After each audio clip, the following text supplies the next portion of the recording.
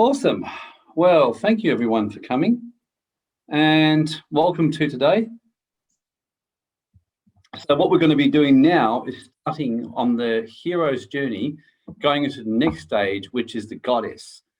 So yes, it's interesting hearing Grace and how she was sharing about her softness and what's happening with her right now. And it's beautiful to see when the heart opens even more. So let's just start with the Lord's Prayer, and let's just open the opportunity for each of you to basically pray this.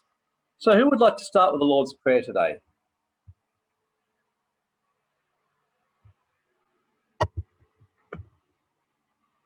Just type a Y or just take the mic. I might as well do it. Okay, Grace, that'd be great.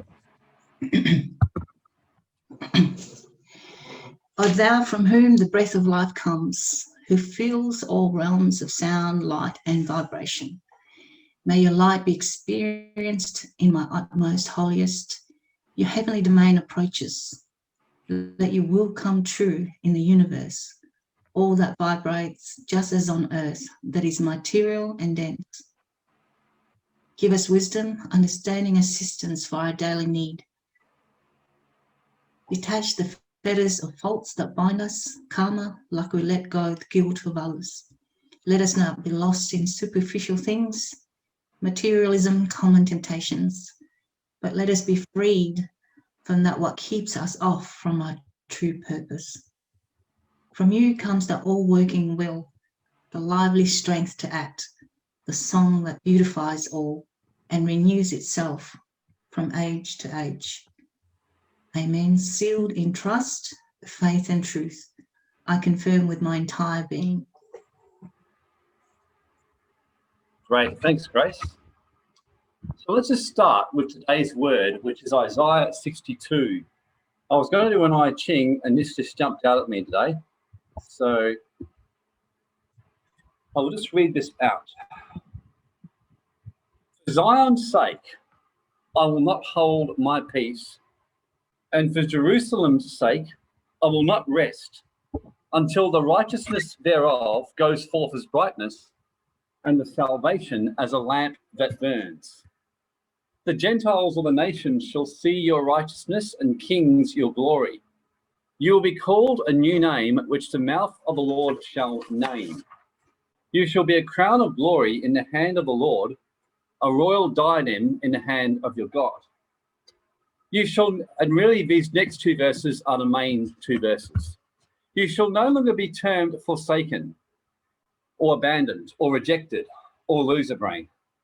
Neither shall your land be termed any more desolate, but you will be called Hephzibah, and your land shall be called Beulah, for the Lord delights in you, and your land shall be married. For as a young man marries a maiden, so shall your sons marry you. And as the bridegroom rejoices over the bride, so shall your sons, or your God, rejoice over you. This was a scripture which literally was a life-changing time and moment for me, in a time when life got pretty dark and pretty heavy and pretty grief-stricken. A time when really I felt I'd had a lot of rejection, a lot of pain, a lot of sorrow, a lot of abandonment, and just really felt that place where I just felt this wounding. I'd learned to cover it up well. I'd learned to really look good on the surface, but the journey had taken its toll upon me. The hero's journey back many years ago when I was shown this had taken its toll. A series of disappointments in the church, in relationships, and with upbringing, with friendships, had really brought me to a place where I really did feel very, very much broken and very, very wounded. And this scripture, I started to speak over my life every day. And bit by bit, it turned things around, so that all that turned around and I became literally married in the physical. I developed a deep soul connection with the Father and the Holy Spirit. And everyone around me saw the change in me. And even Grace, she said to me just recently, she goes, it's great to see you these days as the man I remembered when I first knew you, when I'd taken hold of the Holy Spirit and allowed this to come into my life. So who here, if you're really honest, like Grace said about that wounding, if you're going to say, you know, own it right today, you just feel like life and some of the battles you've been in, you know, you've been strong, but it's taken a toll on you. And where there's this, you know, there's just this woundedness in your heart. There's this brokenness. There's something where you can relate to this, where you feel almost at times disconnected, like as a woman from the masculine or as a man from the feminine, where you feel that brokenness, that wounding, that pain. Just type a Y if you feel that, if you can relate to that. I know right now that there's some deep stuff happening. Miko, yes. Steve, a lot of battleness and brokenness from me. Yes. Jody, yes. Who else? You can certainly see Grace is going through it right now. Well, I can. You are, William, too, are you? Not right now, but I can relate because, well, as you know, I've been up until now, I've been really closed, and as you and I have been discovering, really, you and I have both been closer than we have been in years since I was a little child. Yeah, I would agree. You've really gone back to that soft young guy who I knew. So yes, it's beautiful. Well, because I've been closed. I closed myself all these years, and I shut everyone out. Yes. So, and then I did buy into that be a man and don't be a wimp thing. Such a lie, isn't it, mate? You know, you think that by being a man, by looking tough and not trying, it makes you man, and actually quite the opposite, doesn't it? Well, it does. You pay a huge price for that. Yeah. Well, it just kills your spirit. Yeah, well, you lose connection with that sensitive side, and then you shut yourself off to the Holy Spirit and to the softness of life. Yeah. And now that I'm more open again, it just feels much more liberating, and it doesn't. I don't feel like I'm bound. I don't feel like I'm captured, so to say. No, well, if you think about it, 2 weeks ago when you and I first hit us, when West Australia went into lockdown and we felt shattered, we didn't sit there and gloss over it and go, oh yeah, you know, just a bugger. We actually bawled our eyes out. We were shattered. You know, we felt the pain from the depths of our soul. We were a mess. And then that pain and that grief and those tears then turned into this rage where you and I, you may remember, we went hunting that night and we found all the demons that had got in and we just booted them all out. Now, I have no doubt that it was by releasing the tears and the pain that gave us the strength and the fury to go out there and absolutely kick their asses. Well, yeah, I certainly agree with that. But the lockdown was also great for us as well, because not only did it help us realize that we'd become lazy and complacent, but it also showed us that we had disconnected and we had closed ourselves off. Well, yes, when you think about it, we were able to get soft with each other again, see where we'd masked ourselves in our hearts and masking our truth and masking our emotions, because, you know, we realized that the masks that were being forced upon the people, well, that's just really a sign of what's been going on about not speaking our truth. So we're like, where have we failed to speak our truth? And, you know, that was the day we both healed a lot, where we spoke our truth to each other. We felt our pain. We owned certain things of each other, and we had a real healing that day. Oh yeah, and since that day, I mean, this is, as I said, this is the closest I felt to you in years. Yeah, I know, it's great. I feel really close to you. And I mean, as a kid, I was very close to you and used to take you, and, you know, we'd play a lot together. But then in recent years, it was more like, let's be the man and let's look tough. Whereas it's great just to be close friends and be connected again. That's what I reckon too. And even with Grace, I mean, this is the closest I felt to her in my whole life. Yeah, isn't that beautiful? Well, yeah, because growing up, she and I fought like cats and dogs. But now, I mean, now that she and I are opening up again, it just feels great because this is the closest I felt to her in my whole life. Yeah. It's lovely. It makes me think that... Sorry, Grace. I was going to say what makes the difference is that I'm learning more and more to open up my heart. And so it makes a difference opening up my heart to William. Yeah. Well, yeah. Well, because the struggle we had was I was trying to open up to you, but you shut me out. Yeah, that's right. So shutting out, it's amazing, you know, when you really shut your heart out, you shut everyone out. So, and there's nothing you can do about it until you really soften and being vulnerable. So the more softer and vulnerable I become, you notice, well, you're now getting closer. Well, exactly. That was part of the reason I closed off too, because you were closed off, and I wanted to open. I'm like, okay, this is the way of life. So then I just shut myself out, and I shut everyone else out. Yeah, great lesson. Yeah, very great lesson. Yeah, it makes you think, William, of that scripture, which it says here, verse 2, to you that fear my name shall the Son of Righteousness arise with healing in his wings, and you shall go forth and grow up as calves released from the stall. And then when you go down the verse, it says, I will send you Elijah the prophet before the coming of the Lord, the terrible day, and he will turn the heart of the fathers back to the children, and the children back to the fathers, lest I smite the earth with a curse. So I see that as the Father and the Son heal and restore, it actually is healing for the whole earth. Yeah, it is. Well, I mean, think about how many challenges fathers and sons have, and mothers and daughters have. Exactly, and even mothers and sons, and fathers and daughters. Yeah. Well, that's been rampant on the planet for like a while, hasn't it? Yeah, so this is why. No, it's great. I mean, thanks for sharing, William, so openly. I think it really helps people to hear, two men, that we can just openly share with each other and share that we love each other and that we feel Yeah. close to each other and not be afraid to say that. Exactly. Yeah, well, it really shatters society's perceptions, doesn't it?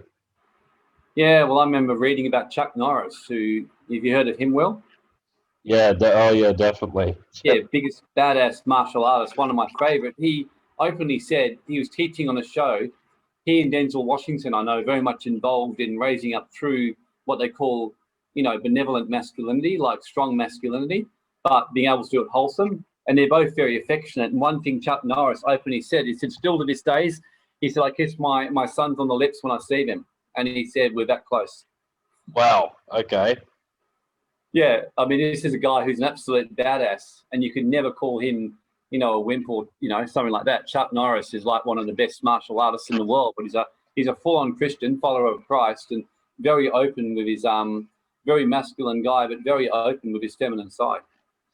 Well, that's pretty cool because I've heard of him because there's all these there've been all these jokes and memes about him like that like a plank is not that he's not afraid of chopping a plank, the plank is afraid of him. So I've seen all these jokes about him that being a really good martial artist. Oh, he is. He's one of the best I've seen. Yeah. Great. Well, thanks, Will. No worries. Yeah, well, it's nice when we can do that, isn't it? Just share openly the Father and the Son, and really allow it to come through. Oh yeah. Well, it's liberating. Very liberating. Okay, so let's just continue now with the dark night of the soul and what this actually means. So today's going to be a nice bit of a rest day, which I think is all good. And what I mean by that is just exploring a bit of a sort of softness and a healing day. And with the hero's journey, it's very much worth noticing how it goes in a spiral. I've been studying the I Ching a lot these days, and the I Ching is based, or one of the great oracles is actually based on the fact that everything in creation goes around in a cycle. So like when you think about it, you have the new moon, which is like where the moon is totally yin, it's totally feminine, it's totally cool. It's basically, you can't see the moon, so to speak, hardly at all. Then by the other extreme, you have the full moon, which is where the moon is completely seen. And in ancient times, it was understood that the new moon was a type of winter and the full moon was a type of summer. And then the in-between moons are a type of spring and autumn. And so in the seasons of life, and then of course that we see of nature, we see the cycles. So right now in West Australia, we're in summer, for example. We're right in the middle of summer. If you're in America or Canada right now, you're right in the midst of winter. And in 6 months' time, it will have reversed. we will actually be over here in winter, over here in Australia, and you will be summer over in the America. And the thing is that each year goes by, the seasons keep on turning, keep on turning, keep on turning. And this is one of the mistakes we make when we kind of see things as ending. Things don't really end. They just go around a cycle and start again in a different form again for the next level. So you will go through multiple hero's journeys in your lifetime. That's the first thing to share. So wherever you are right now on this hero's journey, you will be basically on another one in a different place at some stage. So today, we're still in what I call the cycle of descent of the hero's journey. So we've crossed the first threshold. We've gone through the belly of the whale. We've gone right through the ordeals that we're going through. And now we're actually entering into what's called the elixir or the meeting with the goddess, and then what we call the temptress or whatever else. That's the next one after today. So now, of course, in the descent period, two important things happen. There's what's called a intermediate experience or encounter where you get some help for your journey. Because when you've had that first threshold and you first go on the journey, it can be really tough. And we all know what that means, like really fucking tough, excuse the French. And so generally, as it continues to get tough, there's normally an intermediate kind of rest where we get some real genuine help from the goddess, and or where we get a supernatural assistance turn up in our life to actually help us to deal with what's going on. And then after that, before we come to the end of what's called a descent, we have the temptress, which is what we'll be speaking on next week. And that's where basically you get the distraction. So you get to experience both the light and the dark of the particular journey you're on, to basically to help to, in a way, test you to see if you're ready to cross the second threshold and start your way back to ascent. So in your journey. So that's what we're speaking about today. So this is, of course, what we're talking about here, the dark night of the soul, the triumphing and the coming back.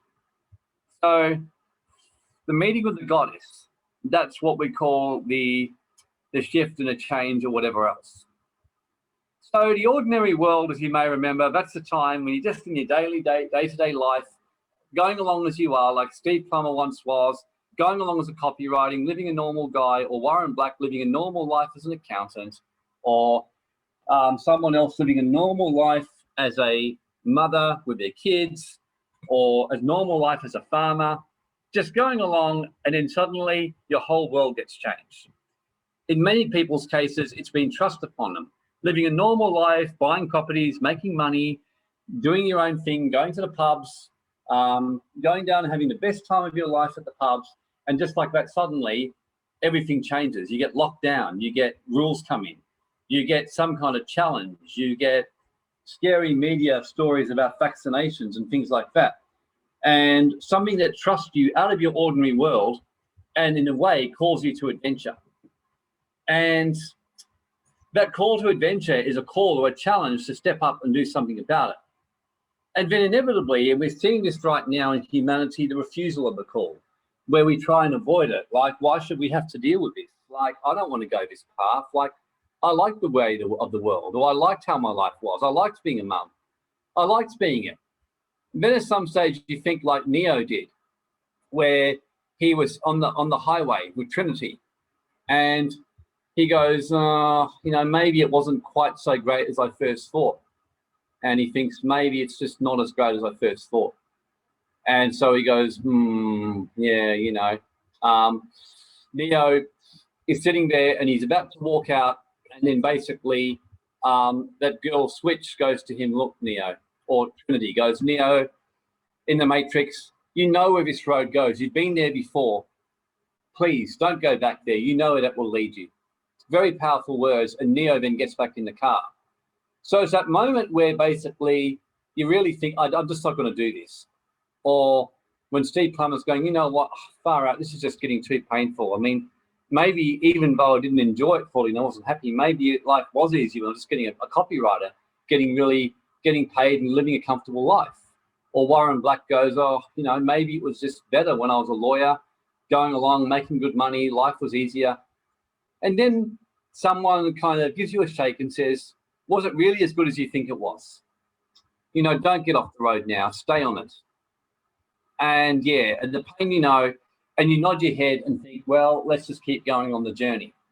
And that's where you basically move beyond the refusal of the call, and you kind of get that supernatural aid, which just says, come on, you know, the Trinity who comes into your life and says, come on, you know, keep on the path and don't give up now.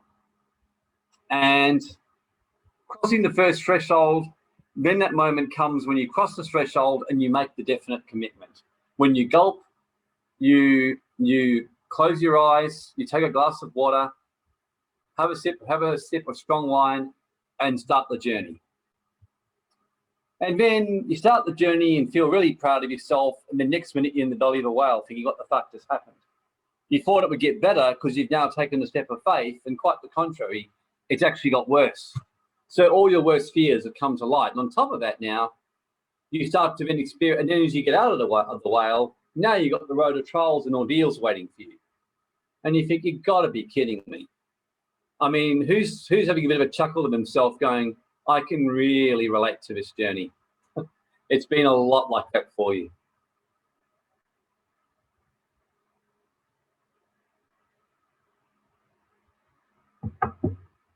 There must be one or two. Yeah. Nico, Christine, no doubt Steve as well. Grace, yeah. It's Jody, yeah. You're all an honest group, which is good. Steve goes very close to home. So, and of course, James then, to make it worse, in the Bible goes, hey, guess what? Jody, Miko, James, you know, goes Steve, Grace. I've got some news for you. Count it all joy when you go through into this. Know that the testing of your faith like this is producing patience, but let it have its perfect work to make you perfect and complete, lacking nothing. Aren't you blessed to be going through this trial? You go, oh, God, why don't you just piss off? And this is where basically, in its moments like that, the last thing you want to do is you almost want to take the Bible and tell James where to go and say, mate, you may have written this 2,000 years ago, but you have no idea what I'm going through today right now. You can go and take your silly positive thinking advice and put it where the sun don't shine. And the road of trials is a place where the hero must undergo to begin the transformation. So it's like, you know, Jody's how I feel sometimes. Exactly. I still reckon one of my favourite was Forrest Gump and Lieutenant Dan. I reckon that was a great scene when Lieutenant Dan lost his absolute stack at God. Does anyone here remember that?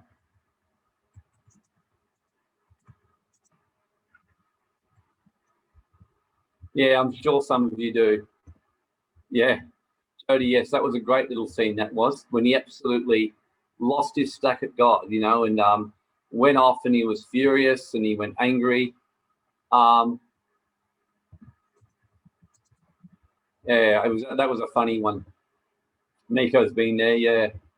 That exact moment when Lieutenant Dan is screaming and carrying on and absolutely letting God what he really thinks of him. A very, very good moment that was. And basically where Lieutenant Dan's going like, yep, you know, God, you can take it and you can shove your little nonsense and put it all where the sun don't shine. And the story was basically Lieutenant Dan in Forrest Gump was his friend who he went to war with, and he ended up losing his leg in a basically from a landmine. And he tries to put on a brave face, and then one night he just absolutely loses his stack, and he basically goes off his absolute banana at God and lets God really know what he thinks. And oh wow, it's 11:11 I say that. Yep. And Dan was just going off and he's yelling at God, telling him what he really thinks about him and screaming at him and saying like he's a fucking arsehole and he hates him and go and get pissed and all that. And it says the next day, Dan then got up, went on with his life and became a real well, and he made his peace with God that night. And Grace says, it's a release when you do it. I remember when I did that same thing, just let rip how I really felt. And I'd never been felt safe to do that, and it just changed my life. So last week we shared about this, the roads of trials, the two different ones of Yonggi Cho, lead us not to temptation, deliver us from evil. And we went through the states of consciousness, you may remember, something that we will continue more of in the days ahead. The different tiers about the individual, the social, and the universe, and the 5 different states. And waking up, growing up, cleaning up, and showing up, these different ways to deal with shadows. And how right now many of us are going through a cleaning up and just having to keep showing up. So the road of trials is clearing shadow personas, doing this shadow work. And of course, we went through the different tiers and how you go through the 7 different chakras in evolution until you eventually become the big thinker. And then you move into what's called transpersonal. You really become transpersonal. You see a bigger global picture and you start to now see how everything fits. You start to desire to work everything together and can't find a way for everyone to fit. The 9th chakra is where you go to a next level, way beyond your lifetime. You become a global big thinker. So, and we went through the different shadows as well. So now that we've done that, we're going to meet with the goddess. And now keep in mind when I say meeting with the goddess, this is what the hero's journey says. But if you're a woman, it's more going to be meeting with the god, so to speak, if you're a woman. So if you're a man, it's meeting with the goddess. If you're a woman, meeting with the god. Lexi, you always seem to know when to turn up when the food's being served at the party. So good timing. We're just starting to go into the goddess right now. So amazing. Yeah, you always turn up just when the food's being served at the party and you miss the chit chat. Ah. So, well done. Good to see you. Good to see you too. Awesome. Okay, so meeting with the goddess. Now, what do we mean by meeting with the goddess in the hero's journey? So we've mentioned about the stages 5 and 6, which was the belly and of the whale and the ordeals. Now what we're looking at is the hero encounters a goddess who is a powerful female figure with whom he feels a unity or bond. She is a good mother who is the epitome of beauty and represents the feminine ideal in all its aspects. So the hero receives items and gifts to help him in his quest to move forward with the goddess. The question now, keep in mind, if you're a woman listening to this today, you reverse this. So you're meeting with the god or with the divine masculine. So Lexi, Jody, when we were meditating, I felt like God was with me. How bizarre. Awesome. That's not bizarre, Jody. Gosh, if God's not with you, it's bizarre. So the hero receives items and gifts. And if you're the heroine, if you're basically one of the women on this group, like if you're Jody, if you're Miko, if you're Grace, if you're Lexi, if you're Christine, if you're Fiona, so any of the females here, then of course we're talking about the goddess. And what's quite amazing here is we've got a perfect match. We've got 6 men, 6 women on here right now. So that's a really nice little balancing right now, which to me is synchronous of the balancing of the masculine and feminine energies. So generally you'll be encountering the divine masculine at this point, or some form of masculine energy. And you'll find that when you've been through a significant period of trials or ordeals, you'll be getting that balancing energy come your way to strengthen you for the next stage. So the goddess may be either a supernatural or angelic female being, an ordinary woman he has synergy and connection with, a tantric partner with whom he shares some kind of tantric sacred space. Or we can reverse that. If you're a woman, then it will be some kind of supernatural or encounter with an angelic male, like a Christ, a male Christ, an archangel, a male archangel, Metatron, any kind of masculine, more kind of being feature. You may meet a man who becomes like a spiritual mentor for you, someone that you have like a real synergy with this man, a man who becomes like a leader or mentor in your life. Or a tantric partner, a masculine figure or man who comes into your life with who you have a real soul or tantric connection that helps balance your energy. So it could be either of those, or it just could be all of the above. And the goddess represents the female side of the hero who makes him whole or complete. And I use the word with reluctance because it gets so misconstrued, a soulmate, or in other words, which to me really just means a twin or soul pairing that balances your energies. In the Western world, we've made that into some kind of really weird concept, but in this kind of context I'm talking about, it's really making your soul whole again.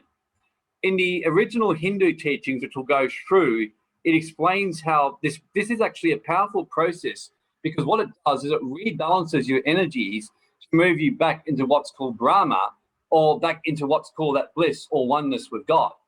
So David Data, in his book, The Way of the Superior Man, says that a man spends his life looking for a soulmate, as he calls it, as a woman, and then eventually when he finds that connection, experiences it, he realizes all along he was only looking for God. And it's one of the most powerful statements, and I'll say it again. David Data, in The Way of the Superior Man, says, a man often spends much of his life looking for that feminine completion or soulmate or partner, and then when he finds it and everything he's looking for, he realizes that all he ever was searching for God.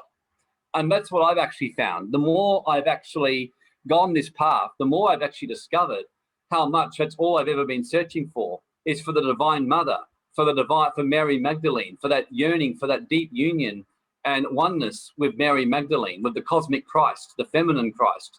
And when a woman's case, what you've really been searching for all along is the Father or Christ, and to really become one.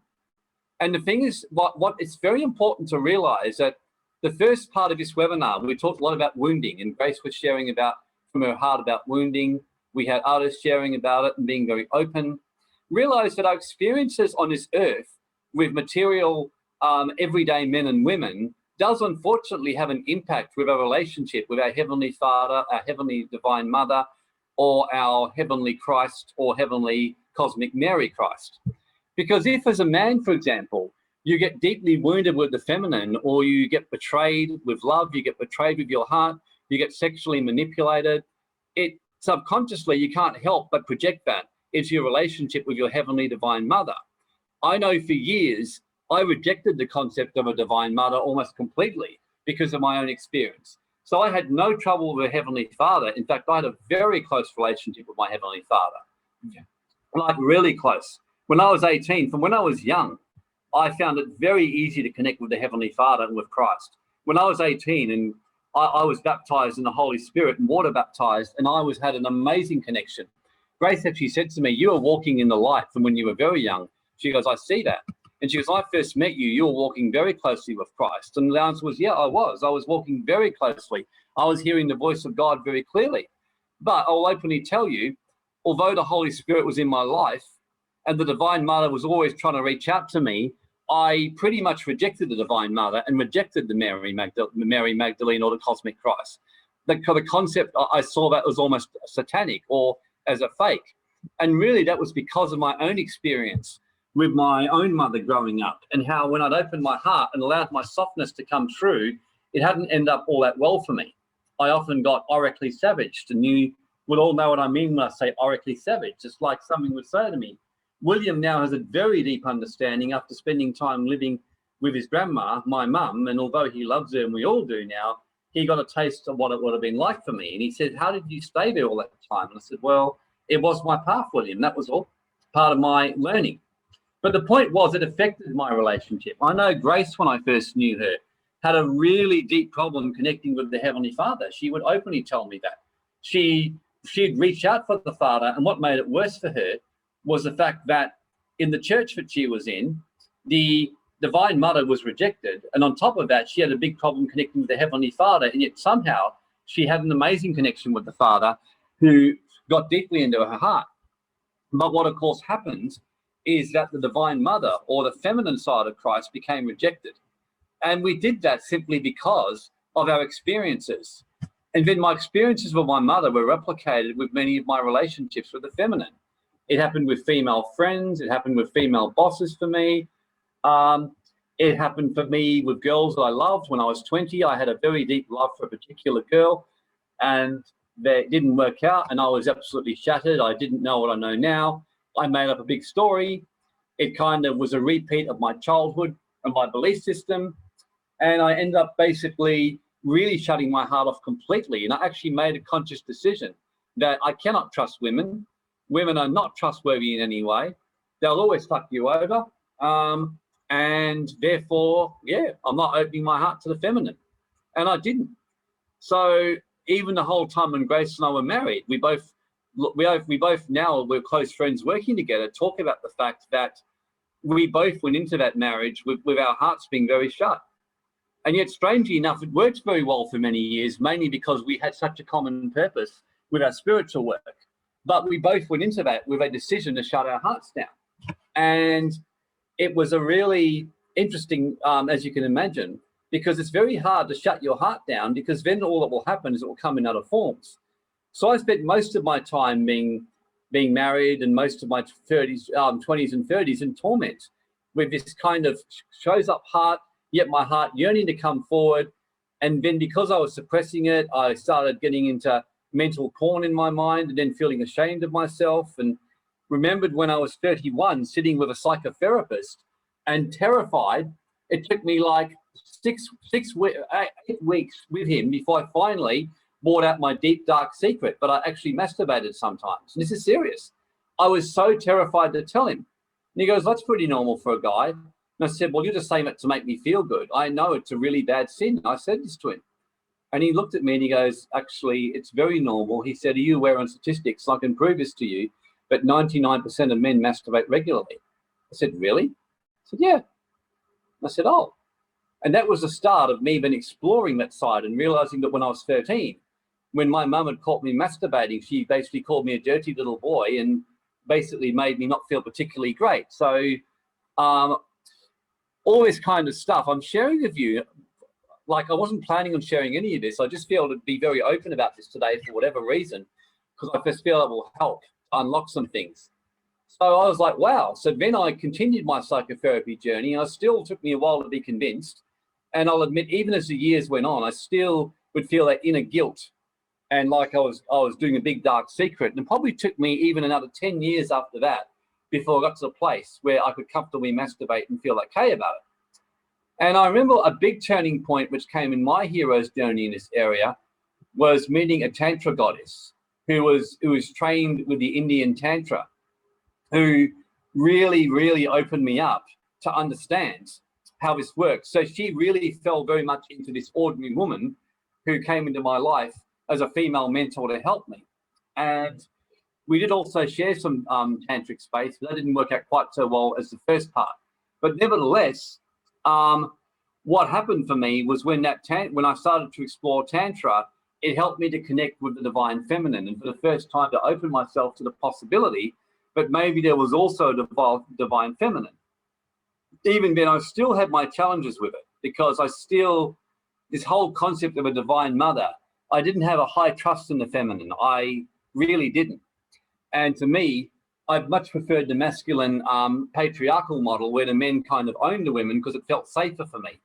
And it took me a fair bit of time to let go of my wounding around that one and to start to really allow that to change. And realizing that deep down, that wasn't what I wanted anyway. I wanted equality and I wanted real intimacy. And that was what I was seeking for. And yeah, Miko, so you're just the reverse. And I have no doubt that these women on here, if you were open, you'd say yes, that you can relate to that in reverse with men. Miko's honest enough to admit that. I know Grace has certainly admitted that. I guess there's probably others here who feel the same. You know, you had challenges greatly at one stage, some of you women trusting men, and you had no trouble with opening yourself to the feminine, but a lot of trouble opening yourself up to the masculine. So many women, the way have mastered it in today's world, has become very sexual and very masculine. So what I've noticed is that is a reverse polarity. Many women, for example, have become very sexual, very sexually active, but they have sex more just to disconnect from their heart.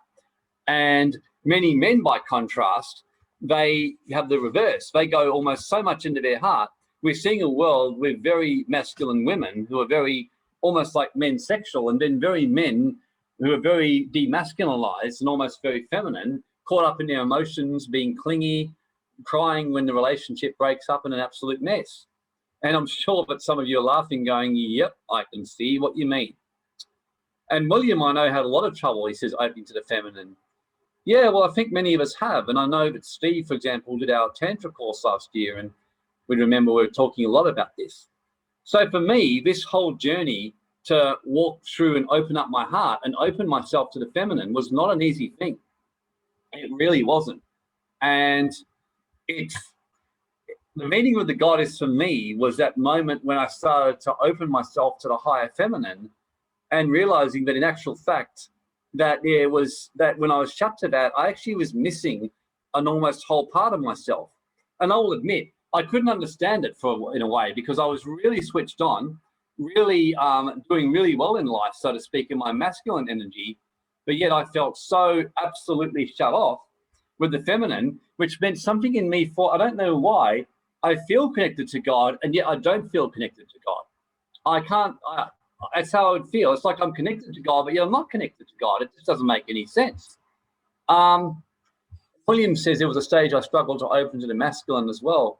Yeah, well, look, I think we all did a bit, William. I mean, for me, I just chose to relate heavily to the Heavenly Father, and normal men, I just really didn't have a lot of trust in them. That was how I approached it. But I was okay with that because I had a very strong connection with my Heavenly Father and with Christ, and I've had that from young. So the connection that you have in this physical world, the reason I was sharing all this, has a huge impact on your ability to connect with the divine or with the supernatural form. So if you're a woman and you have had that kind of background or wounding or distrust, you would have a difficulty connecting with that supernatural or angelic God, Heavenly Father, Christ, things like that. If you're a man, you would have had a similar problem connecting with the Divine Mother, Mother Mary, Mary Magdalene, or anything of that type. Who can relate to this really well right now? Who's like, yeah, I can really relate to this?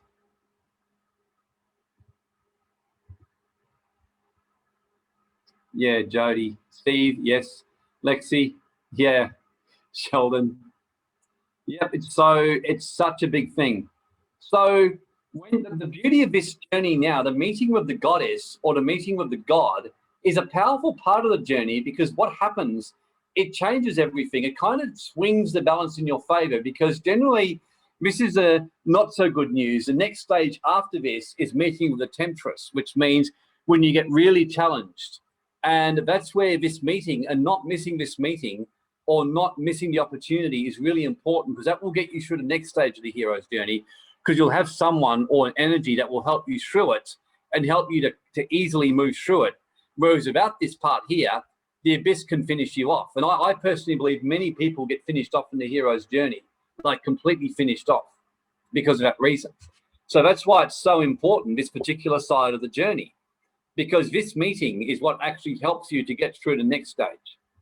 So it's like I said, it makes you whole and complete. The unconditional perfect love or bliss. You start to feel complete when you have this meeting.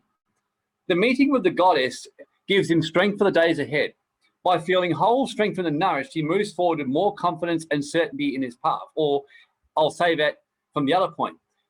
For a woman, the meeting with the God gives her strength for the days ahead. By feeling whole, strengthened, and nourished, the woman can move forward with more confidence and certainty in her path to open her heart and serve the world with a deeper place of love. This can also be represented as a tantric or mystical marriage of the triumphant hero soul with the queen goddess or the king god of the world. It is a real divine pairing or tantric union. Whole higher worlds work in divine pairings, not soulmates as we know it, soul pairings or twin soul pairings, which you can have one, or you can have multiple. A divine pairing is like a soul pairing or balancing for work, and it's understanding the whole Hindu and the understanding of Brahma or basically God, which is where to work in this phenomenal delusional world that we live in, we've had to create a structure that we can relate to, which is the masculine, feminine, God and goddess, which come together to form what's called the God or the Brahma or the oneness to do the work. So the balancing of the masculine, feminine is so important in your life to go to the next stage. And if you don't, it becomes very hard to get through there without a lot of difficulties. So it can even require entering the underworld or land of the dead.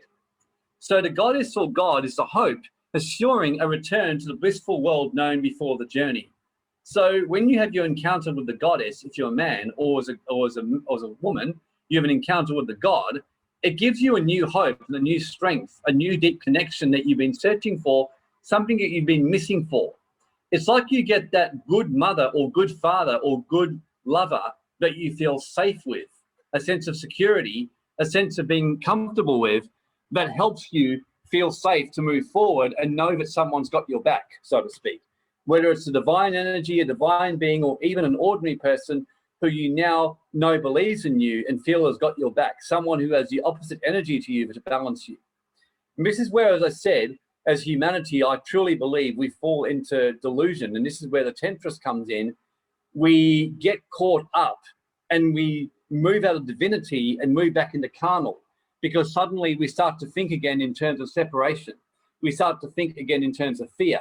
Frequently, for example, especially a woman who opens and feels love and experiences deep intimacy, then the fear hits in, but she'll lose that and she wants to hold on to it. Equally with a man, he experiences it and then the fear hits him and he's afraid, but he will lose it. He's afraid that it will leave him. He's afraid that he will lose that love and lose that intimacy. He will lose that real connection that he's been searching for. And in that moment, the Temptress or the Temptress strikes and comes in to try and trick them to go and do something. I know for me, whenever I start to experience intimacy with a woman or with the divine, the Temptress would generally get me pretty easily, because as I would feel that intimacy, this fear would kick in, like from my upbringing, and think, oh my gosh, if I keep opening myself, then this could happen. And I'd make up stories. Sabotage would start to kick in. Then next minute, the Temptress would turn up. Someone who'd be saying something to me and moving me back into my lower nature. I start to move back into almost a detached primal sexual energy, or into a detached kind of energy, to detach myself from the union and the intimacy and the connection that I was feeling. And I would get this come in, and it was like a back door or safety net. But of course, we're all energies. So then the woman would feel the same. She would feel me pulling back. I'd feel her pulling back. And before we knew it, we start playing manipulative power games with each other. And before we knew it, we would both start pulling back from each other. And then before we knew it, she would start moving into her dark feminine. And then I'll start saying, yep, here we go again. And she would start like playing emotional games, coming in energetically, pulling back. I would do it with her. And before we knew it, we'd eventually destroy the connection and leave it a bit of a mess, as I would be pulling away and kind of thinking, yep, let's just get away from this so I don't get hurt. She'd be thinking the same, or so I don't lose my freedom. And then before we knew it, we got caught up in that stuff. And I'd be thinking, oh God, what the heck went wrong? And I can remember for me, a turning point was when I realized this pattern. And I realized that every time that the goddess was trying to meet me, I was running from her. And I realized that every time the goddess would turn up, that old voice, that Temptress, would turn up in my head saying to me, you know, you can't trust women. They'll always hurt you, or they'll always fuck around with you, or women are hard work. And that was the moment when I realized it, and I started to change my language, and the change happened. Who, by the way, can really relate to this one I've just shared? Who's like, wow, that's exactly what I've been through, those kind of power games, those manipulations, those fears. Who's going like, yep, you just described my life with the opposite sex? I'm sure there must be more than one. Yeah, just about everyone. Sheldon, Jody, Steve, Lexi, I'm sure others here too. So yes, you start to move into the Temptress or power games. And that's one of the biggest killers of intimacy, by the way, is power games. And it's something that we, look, and we all have done this to protect our hearts. We move into power games. And remember, we have power games, we start doing it with the divine mother as a man or as a woman. We start doing it with the father or with Christ or the divine masculine. We start playing games of it. And the divine masculine doesn't tolerate games. The divine feminine doesn't either. The divine feminine, the Holy Spirit, when she sees me or Steve or Alex or any of the men playing games, just gently pulls back and leads us to it. And then we're dancing with the dark mother, the dark feminine. And before we know it, we're like, oh, this is yuck. And then we come running back. And equally for the women, the divine masculine sees these games, and the divine masculine doesn't want to tolerate toxic power games with the feminine. So what do? The divine masculine pull back. That is why I truly believe that if you're a woman and you've continually had toxic men in your life, the big problem lies with you. And that was my turning point as well with me, by the way. I realized that the only thing in common with the 3 toxic partners I've had was me. That was a horrible realization. I bawled my eyes out. I was a mess for days when I realized that.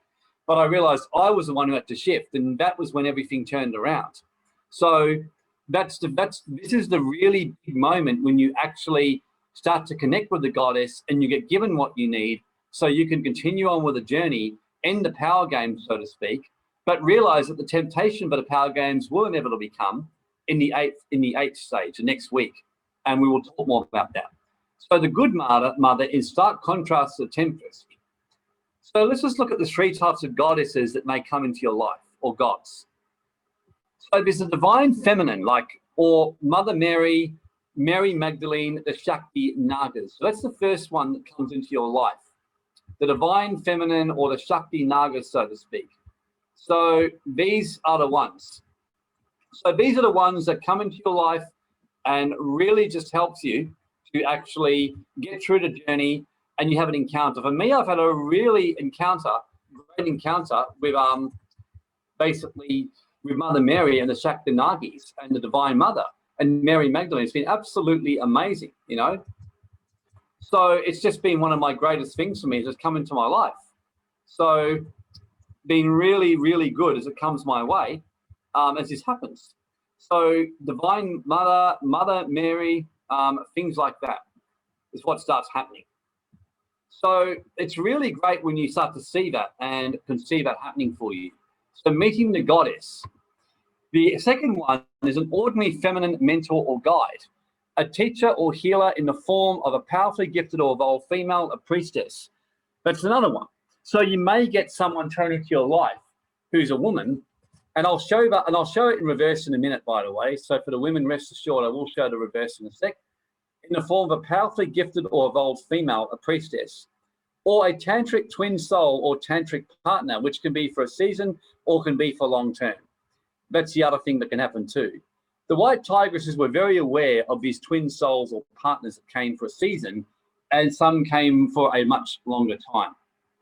And many of the tantra goddesses that were in the life of men would come for a time.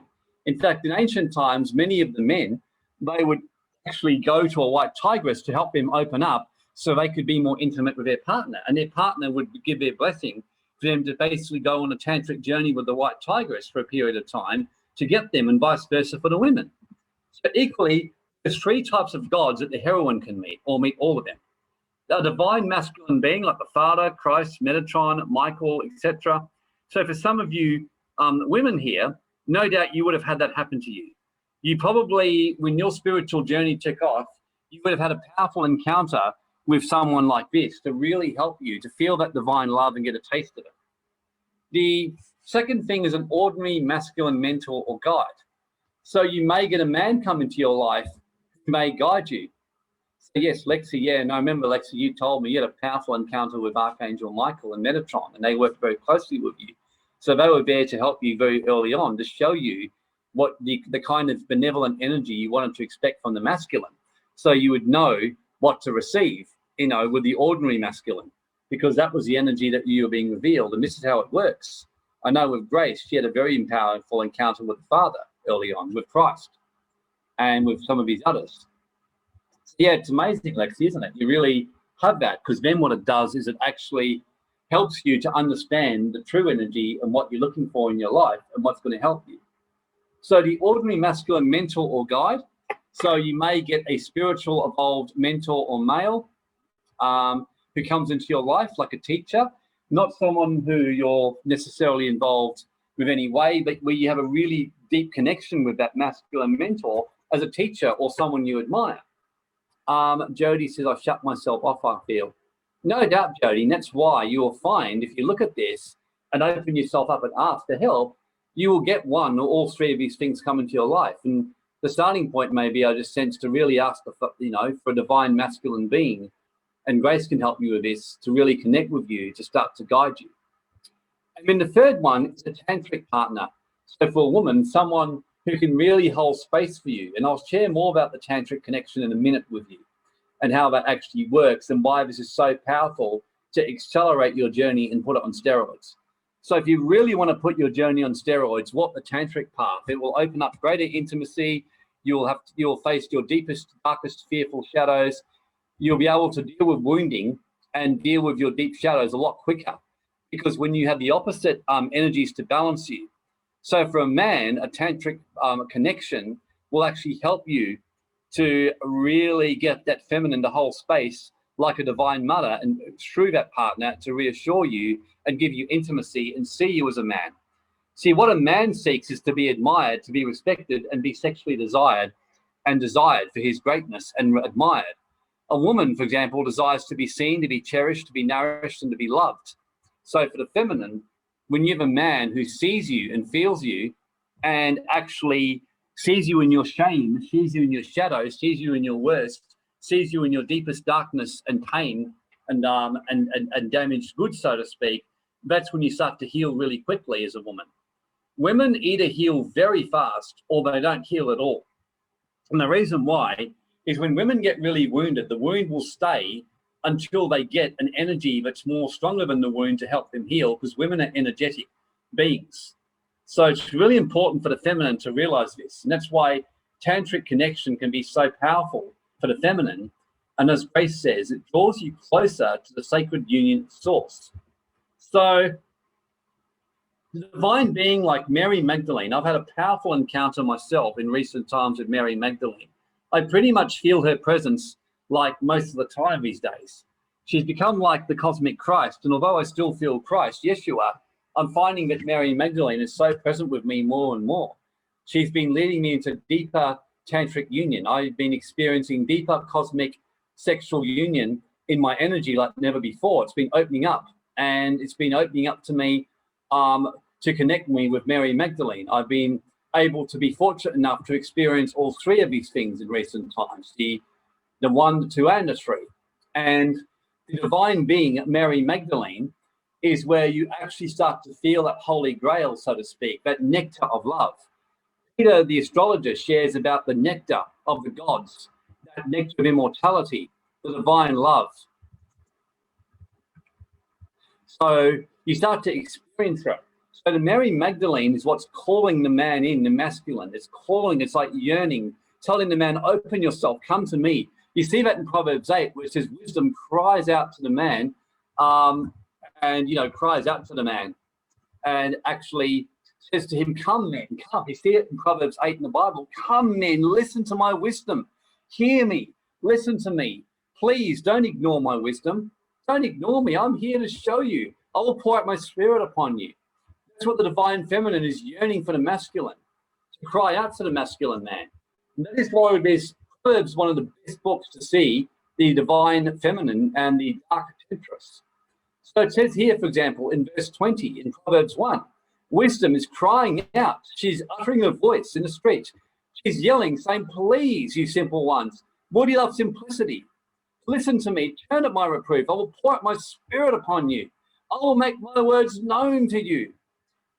But then this is what the divine mother does. She says, if you choose to listen to the temptress, if you choose to go that dark path, I will not only cut you off, but I will laugh and take the piss out of you when your life falls down the toilet. I will mock when your fear comes. And you see in Proverbs 8 as well, it says, wisdom, she's crying out. She's saying, men, understand wisdom. Understand. I will speak excellent things to you. It shall be right things. I will speak the truth to you. So the divine mother, for example, was calling out to me for years, Warren, I love you. I yearn for you. I'm calling you to me. Give yourself to me. Give your heart, give your soul, give your mind, give your sexual being, give all your chakras, give everything to me. Let go. Come into me and be one with me, and I will pour out my spirit upon you. I will open you. I will activate you. I will make you such a light to the world.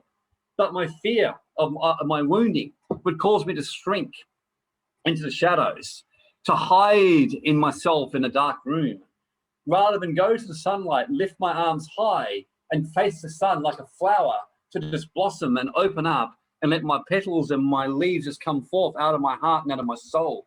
And that was something for so long I had difficulty, whereas now as I've been doing it, and many a time I feel like I'm losing myself in the divine feminine, and I temporarily feel that fear, and then I just let go, and I just say, you know what?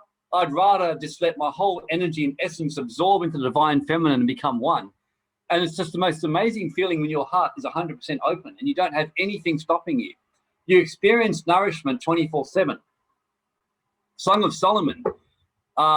If you ever wanted to read the greatest tantric journey book about the divine feminine or the divine masculine, read Song of Solomon. The whole book from beginning to end is a story of a wounded feminine who's yearned and drawn by her lover to where she finishes off a royal princess with an open heart, with mastery in all areas of her life.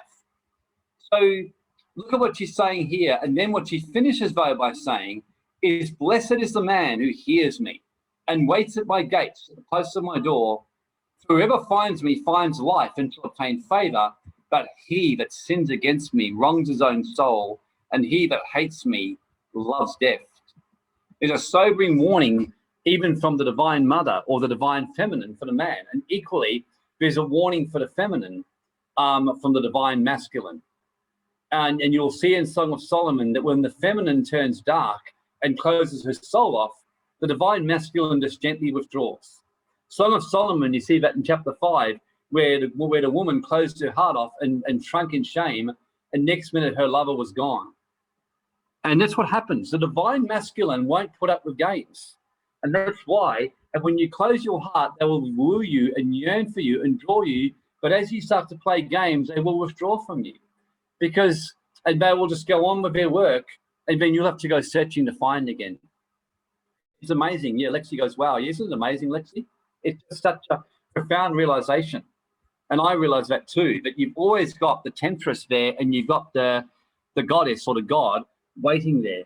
And you can listen to either voice at any time. So you can see this here in Proverbs 8, the divine feminine and the divine masculine working together, and the woman is always calling the man to open and let go of his fears. Equally, the divine masculine is calling for the feminine, because the divine feminine will not allow games. I remember for me, 2 years ago, I had a very sobering experience, and William will remember this, when we had a very clear encounter. And we were told that we had to change our ways with women and how we respected women. This was about 2.5 years ago, because, you know, William and I, we would talk certain things about women, and we'd all talk. And we were told very clearly, if you want to receive greater wisdom and have a greater connection with the divine feminine, you guys have got to clean up your act and how you speak about the feminine. And that was a shock for me. And it was a very gentle telling off, but we listened and we moved quickly. And from that point on, things really changed. So I was taught on a deeper, and I'd always respected women, like I'd had them working for me, but I was taught a much deeper level of respect for the feminine and how to talk about them. So yeah, Lexi, I agree. There's a blatant disrespect to the feminine energy. And so what happens, Lexi, is that there's that disrespect, and then the feminine turns dark and disrespects the masculine, and it becomes like this power game of disrespect and this kind of toxic duality which just keeps playing out. And that's why so many men and women have these horrible connections playing out in their life. You know, why many women have these exes from hell they talk about, and many men have the same. And it's because we just don't get that. And when we get that, it stops happening. Like in my life, it just doesn't happen now, literally at all. I just don't have that one little bit. You know, if I sniff that from a woman, I would just gently withdraw, because you realize that the divine feminine is so pure. It's like the most nourishing nectar that feeds your soul. And likewise for a woman, once you realize that and you become a woman of wisdom, you sense that from the masculine, a game playing or immaturity, you just withdraw. You don't attack them, you just gently withdraw. And you send them love and wish them the best, but you're gone from their life. And there's so much wisdom to this. How many of you women are relating to this right now? And how many men are relating to this right now? I'm enjoying this topic. So you can increase your own standard when you change your own standard of conduct. Sheldon and Steve can relate to this. Lexi, yeah, I love that code. Isn't it great, Lexi? It's one of my favorite. It's such a nourishing tantric code, this one, the Holy Grail, the nectar of the gods. So the divine being. Secondly, is an ordinary feminine mentor or guide. So this is where, like Frodo in the Lord of the Rings, you may remember, Frodo actually met Galadriel. Anyone seen the Lord of the Rings and remember this scene when Frodo met Galadriel?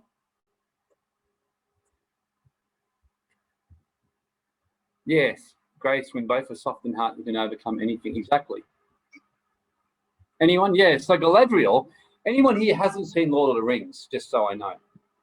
Because if you haven't, I'll have to explain this a little bit more. So if you haven't seen Lord of the Rings, just let me know. So Jody has seen it or hasn't? Okay, so basically, haven't. Okay, it's my precious. Yeah, so what happens in the Lord of the Rings? It's well worth watching. Frodo is going through these incredible trials and attacks and difficulties to try and get the ring back to be destroyed, the ring of power that was going to be used by Sauron, who was a form of Satan. And in some of his hardest time, he has an encounter with Galadriel, who's like a white witch, a pure witch, who basically gives him warnings for his journey, tests him, but in a helpful way, and then gives him gifts, like a special gift to help him and empower him and nourish him for the journey ahead. So there was nothing sexual between them or anything. It was just a really divine encounter with a feminine goddess, so to speak. These are some of the women in my life who I'd regard as great mentors or guys who come into my life who'd fall within this. This is like Yvonne, who you spoke the other week. This is like Sahaja, who still to this day, 17 years later, I work with and I see her. I regard her as a very, very evolved woman. On average, once every probably couple of months at least, I see her, just touch base with her. She guides me. She's not afraid to call me out on shit and see things in me which no one else is willing to call out in me. And her sister over here, Shazar, who I work with very closely, who's a brilliant healer, works with Northern India, and amazing. And then, of course, you've got here the lovely Grace, who all of you know, who really I look back and see that she came into my life very much to be in a way, she's been a mentor or shaman for me, as well as being mother to the boys. So she's someone who's been a very important one. Still to this day, I would often ring her at times when I really need wisdom from the higher gods or goddesses. And I'm sure some of you have had the same experience with Grace, you know. So the ordinary feminine mentor are the women who come into your life as a man or as a woman, the men who come into your life. And if any of you can think straight away of mentors who form this category, just send them love right now. So if you're a woman and you can feel an important man who came into your life, just send him love. You know, thank him for his part. You know, someone who came for a time. You know, some of you I know, Ed Stracher came into your life and he helped you for a time. And you know, you might send him some love and just thank him in your heart for his role for the time and season he was there. And some of these come for time and seasons, and some of these end.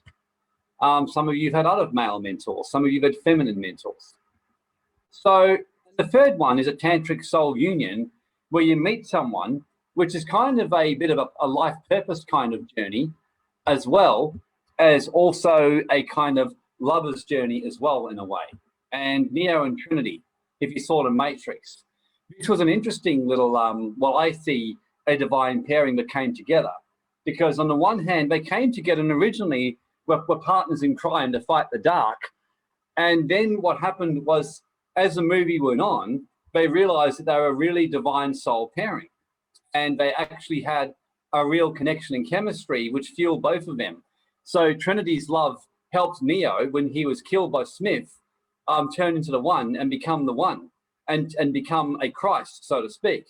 And equally, Neo's strength helped Trinity to complete and do a mission that otherwise, although she was a badass, she was losing and she would have lost. And she would have lost the battle but for Neo. So what they did was the two of them then put each other's path on steroids, 10-fold, 100-fold. So that's where the tantric union can be so powerful.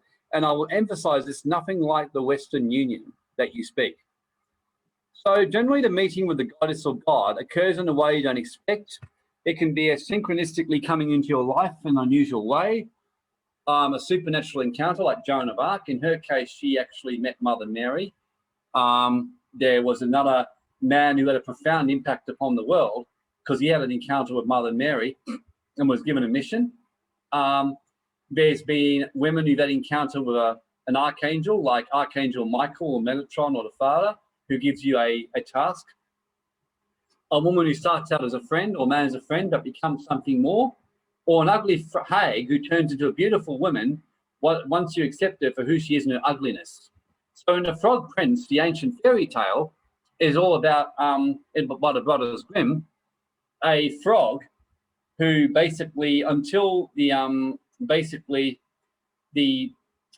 princess actually kissed him, he was under a curse and then turned into a handsome prince. So the story of Nile and the old hag was all about this old hag that his 5 brothers met. And the old hag, when they were looking to get some kind of special boon or gift or nectar, the old hag told them that they would have to kiss her fully on the lips. The first 4 brothers shrunk back and said, no way. The 5th one, Nile, without hesitation said, yes, I will do it. And he walked up and kissed her passionately. And the moment he did it, she turned into a beautiful princess and then became his wife and became his tantric lover. And the point was he was tested because often we make the mistake of looking on the outward. Yet frequently this encounter occurs in a way that's the last thing we would expect. Someone comes into your life who in a way is a hag. It could be someone who's not as good looking as you might have liked. It could even be someone who you had an expectation. Like I always had an expectation that my, divine soulmate would be a hot blonde with blue eyes and the most magnificent ass and body that ever happened. And so frequently when mine would turn up in my life, they wouldn't be quite like that. And I can remember when I did eventually get that, and I got like a woman come into my life who was actually all that. It was an absolute disaster of unprecedented proportions. And so frequently this comes in a way you don't expect. It could be that you had a certain age that you're expecting and you connect with someone who's much younger or much older than you. It could be someone that comes into your life that's nothing like you would have thought in a million years. There's so many forms this can take. The point is to be very open to the synchronistic paths when they come your way and be wise enough to see them when they come. So a tantric union is where the hero is granted far greater power and starts to feel a wholeness, or the heroine. So the woman feels a greater wholeness and a greater sense of being more complete. And so I say this reluctantly again, but I will say it again. It's like meeting your other half, like a soulmate or twin soul, but not as we know it in the West. The whole concept of a twin soul or soulmate in the West is like there's this one person that you're going to meet that will always be yours forever. I believe that causes a lot of damage because people meet someone who they think is their soulmate and frequently end up in a mess when it doesn't work out, feeling like it didn't, what happened. Truth is, when you think multidimensionally or universally or holographically, you could have a soulmate for a season. You could have multiple soulmates. You could have a soulmate that just goes on and on and on and on and on indefinitely. The point is, in the higher realms or in the tantric way, you go back to the now. You go back to Brahma, the ineffable God, the ineffable bliss, which is a now, a constantness. And whereas Western marriage is far more linear, it's more about a form of kind of labeling or structure to give people security, something which the great Tantra teachers like Osho attacked. So it's more like a journey of completion, finding the one for wholeness. Who can relate to this, by the way? This is a bit of I know I'm going at the rate of knots here, but who can relate to this? I'm coming towards the last little bit of this. Yeah, Grace, we heal each other's heart. Sheldon, yes. Lexi, absolutely. Yeah, it's very powerful when you experience this. So the Bible talks about it here in Isaiah 62:4 in Song of Songs. Beulah is a feminine name meaning married. Christ yearned to gather Jerusalem as a hen gathers her chicks. That's the feminine Christ. Tantric marriage is different to the Western form. It's a place of union. So Osho, when you love as if the person is a god, not less than that. Never love a woman as a woman and never love a man as a man. Probably one of my all-time favorite quotes of his. I'm sure a few of you are going like, wow. But that's a powerful quote. The same man also said when asked by his disciples about getting married in the Western form, he strongly urged against it. He goes, you should only get married in that form if you're doing it for some kind of social acceptance or political reasons. He said some kind of cultures, it's very difficult to function without being married. But he said never marry for love, because marriage is the enemy of love. He said love is pure and true. Love exists because you feel that person and you want to be with them and be connected with them. That's love. It's a constant thing. He says marriage makes love an expectation and makes sex an expectation, whereas love and sexual union should be a glorious desire of the heart. Lexi is beautiful. Yes, I agree. Absolutely beautiful. Grace, true unconditional love. So Osho would always teach his disciples that true tantric intimacy is desiring love and sexual union with someone because you just want it with them and you just stay in that space. Marriage and Western forms is it takes it into often a form of expectation. So Osho says exactly what Jesus Christ said when he said that in the coming age of the kingdom of heaven, he said there will no longer be marriage or giving in marriage. He said marriage must become more fluid. People will live together, they need each other. Men and women are halves of one whole, their need is intrinsic. Together they become one whole, together they are complementary. But they will live together because of love, not because of a law, out of freedom, not of bondage. I personally think that most women could never do this, but if a woman could honestly say to a man, and most men would know straight away what it means, said, you know what, you're free, and mean this, you're free. Who you be with, who you connect with, you're free. You really are free. Just all I ask is you be open to me. And if the man would do the same with the woman, and when everything is voluntary, which DeMartini teaches as well, could you imagine the sense of love and security that people would have? Today in the Western world, even though people often say that, they don't really mean that. Deep down is, yes, I say that, but, you know, if you connect with someone else, somehow that means that there's something wrong with me, and that means that I'm not worth as much. And that's the subconscious shadow that's actually speaking, rather than saying, yeah, let's talk about it, but you know what, you're free. We're all free. And this is one of the biggest things Osho taught. And interestingly, those who know me know that when someone gives me my freedom, I am the most loyal, open heart, connected person giving you'll ever meet. As soon as I feel expectation upon me, everything in me wants to run. Anyone else relate to me? As soon as I feel that someone expects something of me, I want to do the exact opposite. Yeah, Jody, yep. Miko, yes. Steve, yes. Lexi, yep. Most of you do. We all do. No one, Christine, yes. And yet we all do it. So if we want to change that, it changes within us. We let go of the scarcity fear. To become wealthy with finances, we all know it's about letting go of scarcity around money and knowing there's abundance. Equally, there's an abundance of love and intimate connection there for us. Nobody can teach you love. Love you must find yourself within your being by raising your consciousness to higher levels. So with Tantra, the purpose is basically to balance the masculine and feminine energies and bring wholeness. It's really all it is. And I've been reading an amazing book about Tantra. I'm not going to speak a lot about Tantra today because this is a whole different thing I've done, but I'm just going to share for about 5 minutes from it or so, 5 or 10 minutes before we kind of open it up and allow the codes to come in. So Tantra aligns things, overcomes polarity, and really balances the yin-yang. So it's really about balancing the energies together. So there's a few tantric principles I will show you today, which is worth actually understanding. So probably 3 main things I'm going to show you today, 3 principles, even though there's so much I could show you. The first one is what's called the two worlds. So there's what's called the reality or the true world, which we might call heaven. So heaven is what is called pure consciousness, bliss, ananda. It's pure energy, no male or female or Brahma or Satchidananda. In Hindu legends, Satchidananda breaks up into Shakti and Shiva and male and female. So the Maya world, as Yogananda says, is a delusional world, which we all live in. The fact that if you are sitting here right now thinking that what you're seeing is a phone or computer, it's a delusion. It's just an energy which is being used to transmit.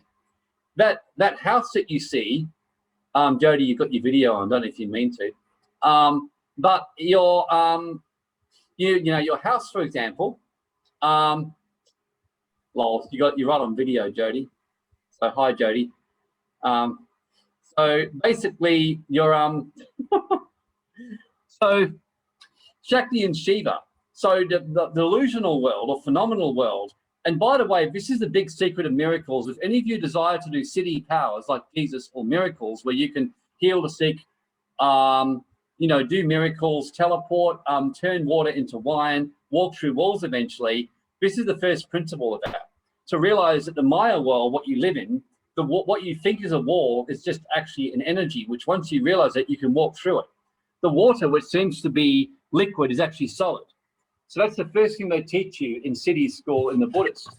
So the Maya world restricts consciousness bliss. So Satchidananda breaks up into masculine and feminine, and you got Shiva and Shakti.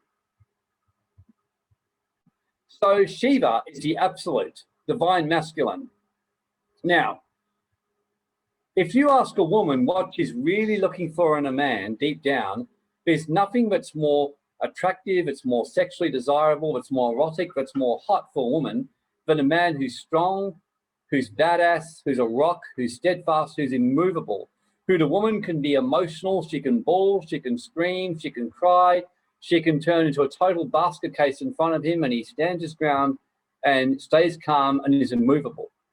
And if she goes out of control and oversteps her boundary, the man just says, excuse me, not in an abusive way, not in a toxic way, but that's not on. Do not speak like that to me.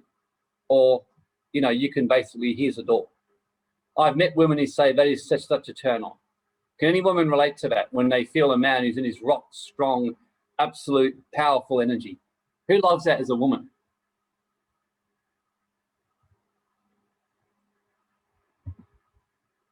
Yeah, Grace loves badass men. Jody, yeah.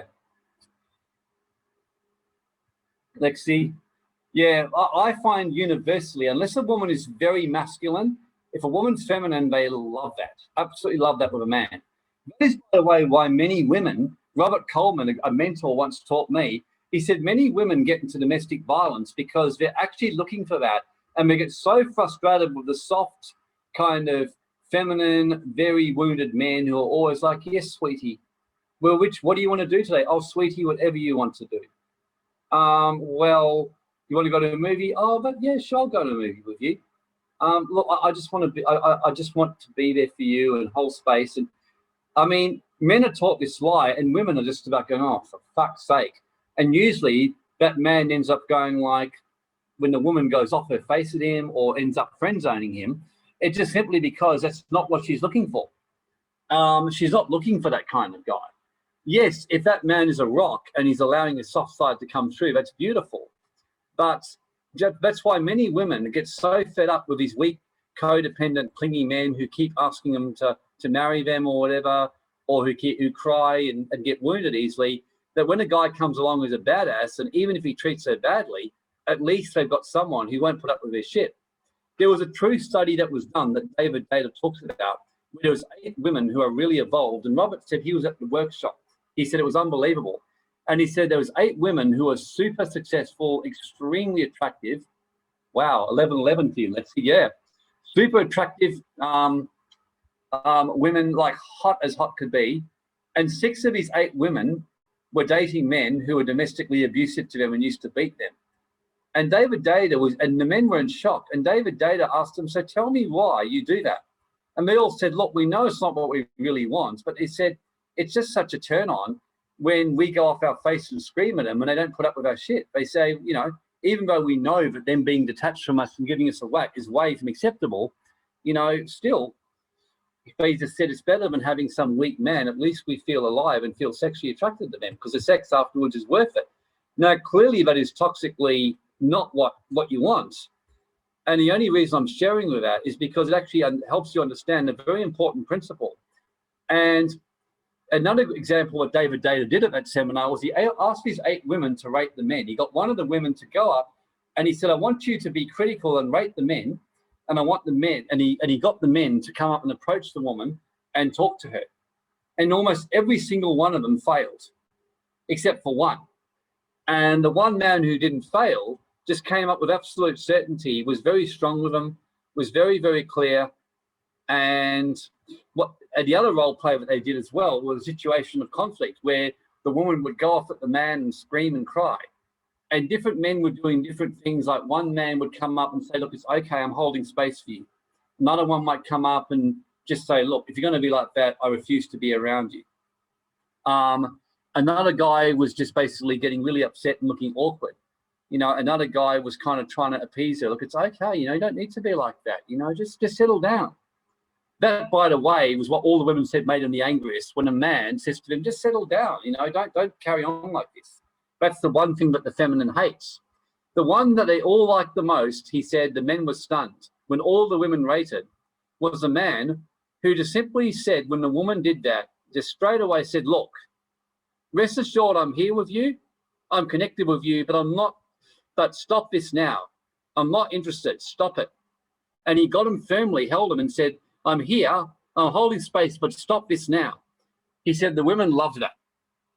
So the Shiva, the lesson for you for the men is to be the absolute, to be the rock, to be steadfast, not in a toxic way, but to be calmly, strongly centered in who you are. That is why men in their purpose are a big turn on for the feminine. Someone who's a rock, who's in their purpose and who will let nothing get in their way. By contrast, the Shakti is the absolute opposite. The creative power, divine feminine, the wild, the free, the ocean. That is why I remember a female friend once said to me, she said, who was an absolute fruitcake. She was a crazy chick, but she said she had men after her all the time. She said, my theory is that men love a wild, uncontrollable woman. That was her theory. She said, men love a wild, crazy woman that they can't control. Something about it turns them on. And I just laughed. I said, you're so right. Because she said, oh, I have so many guys after me all the time. And she goes, I keep them all guessing. Because she goes, truth is right now, I just enjoy being my wild feminine and no one's tamed me yet. And she said, until someone can, I'm staying this way. And I'm sure all you men would agree, there's very few things less attractive or more attractive than a wild, free, creative, slightly crazy woman who's got that wild ocean-like feminine. Who can relate to this among the guys? Who can relate to that? I know for me, I'm an absolute, my hand goes right up. I'm like, oh yeah, baby. Yeah, my hand just physically lifted up. Yeah, William, exactly. It's really hot, isn't it? It's like, although it is crazy, I mean, it's like somehow it's the hottest thing. Oh, absolutely. Thanks, Will. So on that one, I'll make a quick comment as well. David Data explains that many women, he said, actually shut down their powerful Shakti because once they feel that the masculine can't handle it, they have one of two things to do. They either pull away from him, or if they're married to him or they're committed to them, they'll often shut that side down of them. And they almost start to become, many women, as David Data says, it's the saddest thing, they're shut down in their wild feminine. I would say 9 out of 10 women I meet are shut down in that area. They're like ghosts. They're in office jobs, they're turning up, they're in office jobs, they've got back pain, they've got neck pain, they've got digestive issues, they've got grief, they're shrugging their shoulders, they're held it in, they're walking in masculine energy, trying to compete in the masculine corporate world, and that wild, free, crazy feminine Shakti is gone. It's shut down, locked up in a cage, yelling and weeping and screaming to get out. And I have a friend, you know, she actually teaches a course to teach women to be wild and free and let their feminine out. And the true, you know, feminine that's wild and free, that absolute gypsy woman, it's a very, very erotic energy for a man to experience. And for a woman, it's actually her passion, it's her joy, it's that energy that helps her to actually dance, to laugh, to jump around, to be free, to be wild, that thing where she's like an ocean, where she's one thing one day, next day she's like, oh, I'm a mess, bawling her eyes out. You know, that's the pure Shakti. And there's another comment that as one of the reasons too, when you meet that kind of connection to help that happen to you, you then start to experience it within you. I've noticed that then I start to experience the Shakti in me. Many of you notice that wildness Shakti coming out of me now. I'm becoming very, crazy, like doing my crazy live streams now, wearing a hat. I did a live stream the other day on Awakening event. I just came out of the bath, wrapped my towel around me, and did it like that. I wear my hat now, and I speak like, "G'day, mate. I'm Warren from Australia here." So my wild Shakti is starting to come out now.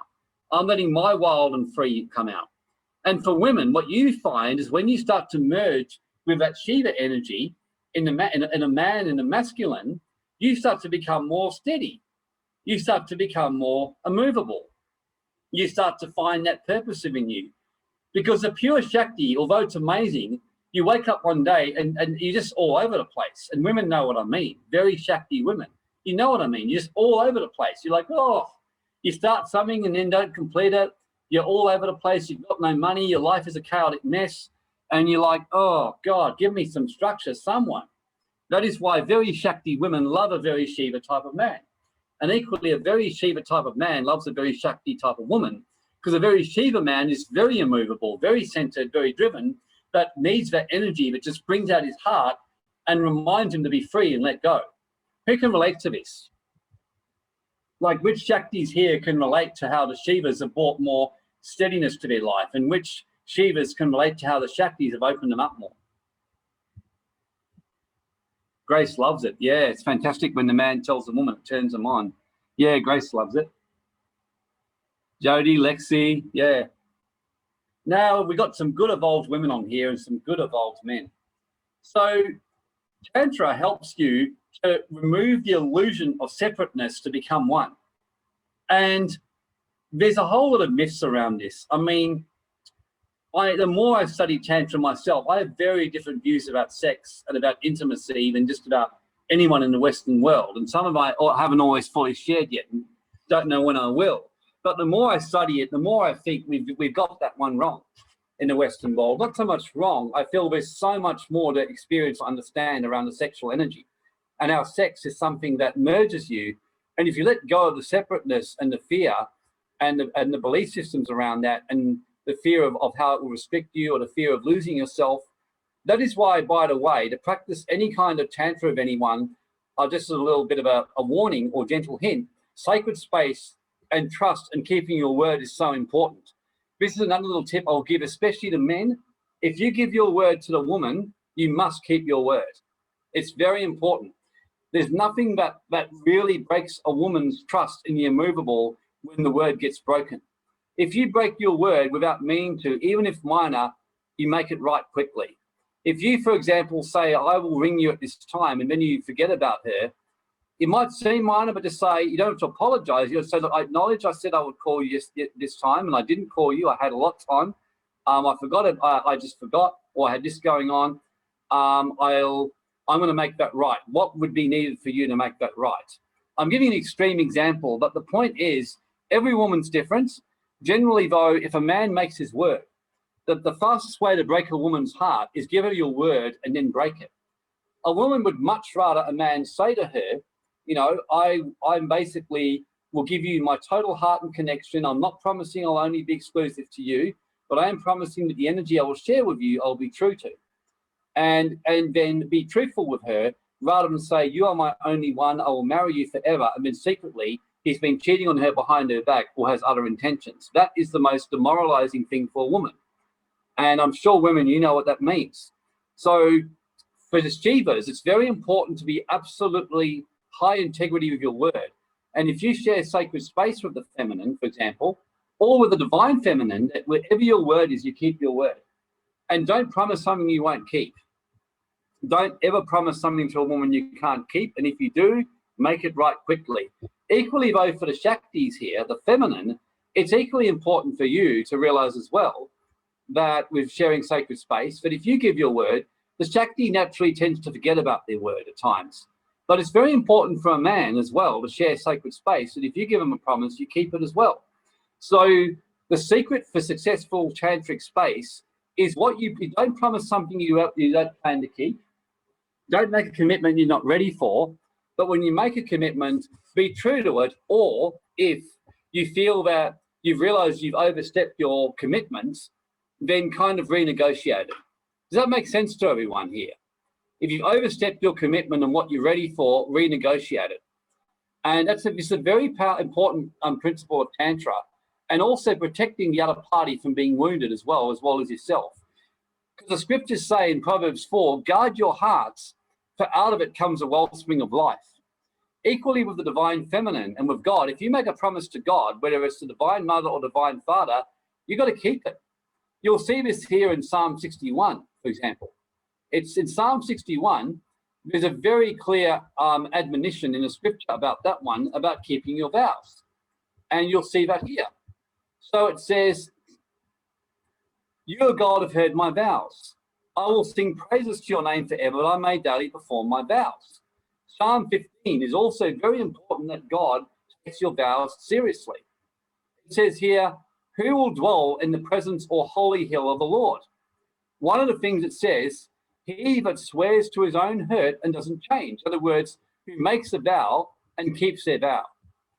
So all I'm saying to you about one here is that I believe with Tantra, I like to keep things as open as possible, with any kind of sharing of space, to really keep it open, keep freedom as much as possible, give a broad space, and just have a sacred understanding, and whatever it is, to honor each other within that understanding.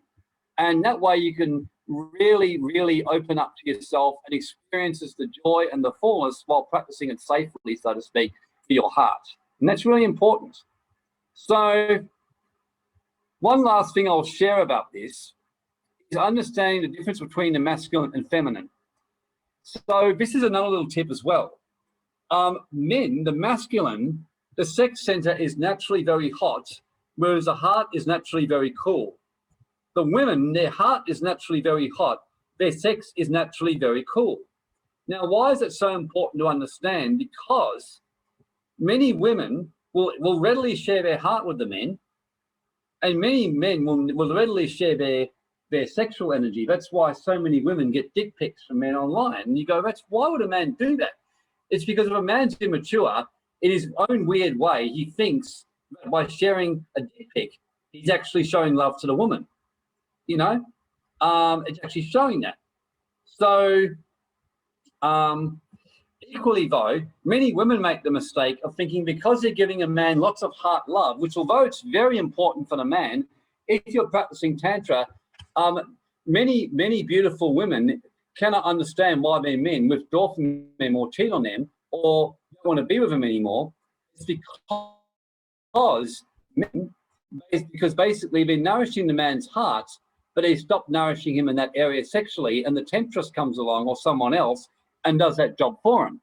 So the main thing is where Tantra is very powerful is between a conscious man and a conscious woman, is that the man connects with the woman, and he helps her to activate her sex center, and then the woman helps the man to activate his heart center, and they move into polarity.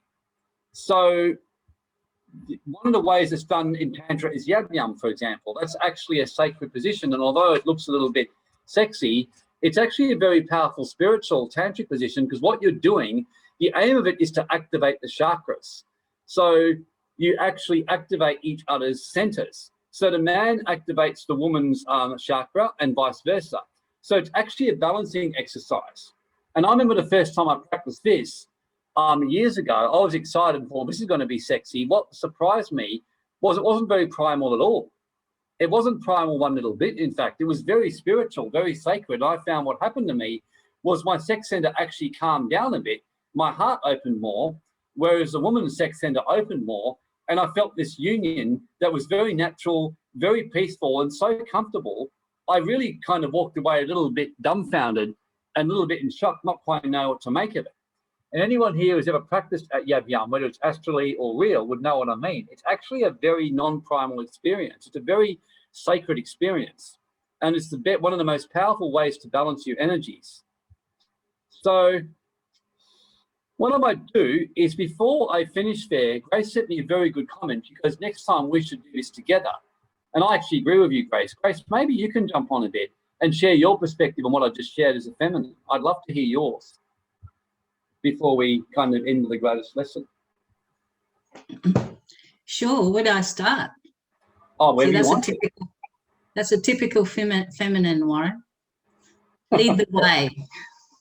Well, just share, like, from your perspective, like what I've just shared here about the yang and the yin. Like, would you agree with that? Have you noticed how much you need the masculine to be your absolute, for example? Have you found for you, you go wild when the masculine breaks? Let's start with this one. If the man breaks his word to you, or if he doesn't give you certainty, how does it make you feel as a Shakti? It's very crushing, actually. It's really, and it's difficult to come out of it unless the masculine really is very sensitive and picks up straight away. And I think the biggest thing that what I'm learning now is that because the Shakti is so sensitive that she closes down quickly.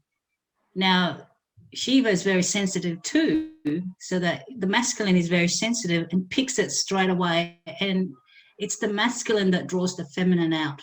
So when she's wounded or when she's hurt or whatever, or she shuts down, if the masculine's really sensitive, he actually knows how to draw her out because she doesn't. The feminine is normally void, she's lost, and she needs really structure because she's formless. So when you think about it, the feminine is the energy and she's formless. The masculine is the one that manages and shapes the formless. So if you can imagine the feminine going into the shape of the masculine, so she is the life force of him. She is the personality of him. And he, in turn, the masculine is the body, the embodiment of the feminine soul. So when she's, so when he breaks the word and she retreats, he would pick it up because if they're really in deep union together, he can feel everything what she feels and vice versa. So the greatest thing to do with that is moving her and getting her out of her cave. Yeah. And he knows how to do it. He intuitively knows how to do it, how to draw the woman. And that in turn, as soon as she comes out, then she will show her power, how pissed she was, how mad she was. And the beauty about that, the Shakti in the feminine, because she's gone wild now because she was wounded, then the destroyer in Shakti, which is the goddess Juga, comes out. And so the wonderful thing with the masculine is if he's able to really take hold of that power, he sits back and the masculine is a witness. He witnesses, he's a conscious, his awareness. So him being aware of the wildness of the feminine coming out after being hurt, then sits back and allows her to bring out her craziness and her wildness of fury. It really, the feminine just turns into a puppy because he's not doing anything. He's witnessing, he's being aware, acknowledging, and also he's holding space, but allowing her to move in her fury without any judgment. And that in turn allows the feminine to really calm down and be soothed as well. So it's actually, I find it absolutely magical how the masculine feminine works. When you really understand, each one of you understands the masculine knows what he's about and what the feminine is about. And then to work together in that is just so magical. It's just amazing. It is, isn't it? Mm. Yeah, because the biggest, I feel the biggest thing is that understanding that the masculine is the body, the feminine is the persona, is the soul that you cannot see. It's like the wind. So saying this one, feminine is the ocean, I would say the masculine is the ocean and the feminine is the ripple in the ocean. So he contains her in his form. And the beauty about that, if the masculine allows the feminine to move and expand, she will go she will expand hugely. And the more she expands, then the more love that comes into the masculine. And so kind of it's a cycle, the yin yang together in that circle of that sacred union, the sacred love. Yeah. Mm.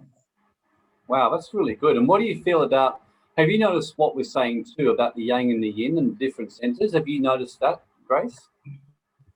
Oh, absolutely, because the feminine is naturally hot. She's fiery. Yeah. And I love the combination of the cool and the hot together. It balances each other out, actually. And it's true, the masculine is the giving, and the more the role of the feminine is to surrender, is to allow, is to accommodate for the masculine. So the more she does that, the more he wants to come in and give to her. And because he naturally wants to move, he's the movement for both of them. So he moves, she surrenders. She willingly does it. But for her to do that, for the feminine to do that, the masculine has to woo her, to really go into her heart and really show her how to open her heart, because the feminine naturally doesn't know how to, but the masculine wooing and coming into the feminine and actually guiding her and leading her so that she opens up her heart even more, causes her to surrender. So before, it's like the entrance, before the man enters the woman, it's that kind of thing, isn't it? That the masculine has to soften the feminine.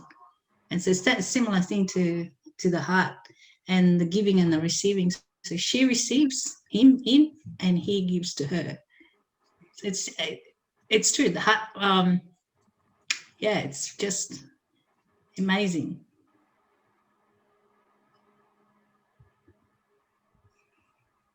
Yeah, very much so. Well, when you think about it with the ocean and the logic, I think we've experienced that side where it didn't work, didn't we, Grace? Where I was I'd try and be, where you loved it when I was logical with you, but then at the same time, if I was logical to you and you're in pain, it was the last thing you wanted. You just wanted to be spaced and to be heard.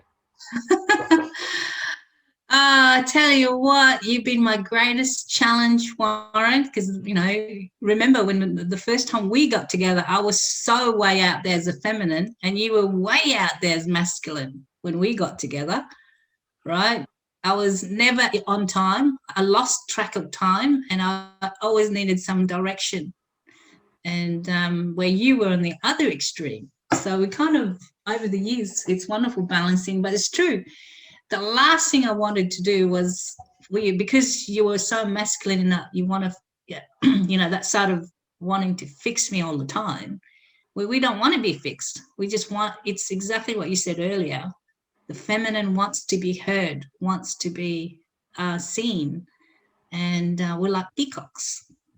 So it's true. That's why the masculine is the witness, is awareness and conscious. His consciousness, and so all of that is the kind of present. So he's very much present. He's very much steadfast and the rock, where the feminine can just go all over the place. And so by the masculine witnessing the feminine, then it allows her to really calm down. So as she watches and observes the masculine, I mean, for me, I'm experiencing these things in my private life, me going crazy, and the masculine goes, I'm loving the fury of the feminine, I'm witnessing the whole thing. It really calms me down when the masculine tells me that. So the more fury I come out with, angry, whatever emotions I'm going at that moment. So when the masculine says, I'm loving the witnessing of the changes in the emotions of the feminine, she automatically just calms down. It's true, isn't it? Yeah, tranquility comes through because of his steadfastness, because he's just being a rock and he observes everything, because the feminine just wants to be seen, wants to be observed. Yes. Like it's like the dancing, because Shakti and Shiva they come and celebrate in the dancing. So once they come into that union, coming into the balance of the yin yang, then they come into celebration of the dance. So they're kind of dancing around. It's beautiful to watch, you know, like ballroom dancing, for example, for Christine, watching the feminine and masculine. The masculine always leads and the feminine follows, but she's more active in the dancing. So same thing in the astral plane. So when you get the balance in the differences between masculine and feminine, you come into an astral plane of dance and celebration. And it's amazing what happens in manifestation in your own personal life. And also the biggest thing is the union that you come closer to source, to God, or whatever you want to call it, the divine mother. And you come into such a sacred union with divinity, and it takes you. So the differences in the masculine and feminine, man and women, so it's just a dance coming together so that both of us dissolves the masculine and feminine, and that we become a divine one being in that union. And we are so connected and plugged into source, and the divinity, your frequency just increases and your vibration increases, and it takes you to so many places once you get through the dance. It's amazing. Yes. No, I can even remember about the absolute, the Shiva absolute, and the feminine wildness. I can remember one time, I remember when you were really just going off at me and being absolutely going psycho with me. And when you finished, I just looked at you and burst out laughing. And I couldn't help myself. And you were like, it's not funny. And I said, it actually is really funny. And you go, you're an absolute arsehole. And you gave me a little tap. And I just kept laughing. And you go, oh, you were just such an arsehole. Then we just laughed and got on with it. And later you just said to me, the fact you could just stand strong in your power and you weren't afraid of it, she said that was actually perfect. Well, that's the thing too, is that playfulness, that if the masculine can be playful with the feminine when she goes crazy, she actually calms down too, because it's the playfulness. But I remember, I share with everyone, I used to chuck cups at you, if you remember. Oh, yeah. So if you had known me, guys, in my 20s, I was a crazy, crazy woman. I've calmed down over the years, but yeah, I used to throw stuff at Warren. And the last time I threw at him, this mug, I was so mad. I threw it at him. He actually ducked. And the moment it hit the wall, I thought, holy, if that had hit Warren, I would have been so in trouble. And all Warren did was like, oh, that was a bad target. You totally missed there. And that absolutely calmed me, because he was just being playful in my fury. And that just broke everything down. And that one time that you pointed the finger at me, Warren, it's like, nah, today it stops now. And you just pointed the finger at me, and I automatically stopped. All my fury and all that just calmed down. Mm. But in saying that, you taming the wild feminine, but it also counteracts for the masculine. It causes the masculine to be strong, to know who he is, and to be present in his body, and to strengthen him, and to also expand his mind, and softening his heart too. But the biggest thing is being present and not fantasizing. But the power of, as Eckhart Tolle says, the power of now, you become more clear. The masculine has more clarity and more, again, steadfastness, and you can feel yourself under your skin. You really are, because it's so important for the men to be so present and to be steadfast and to be so clear in what you're doing. Yeah.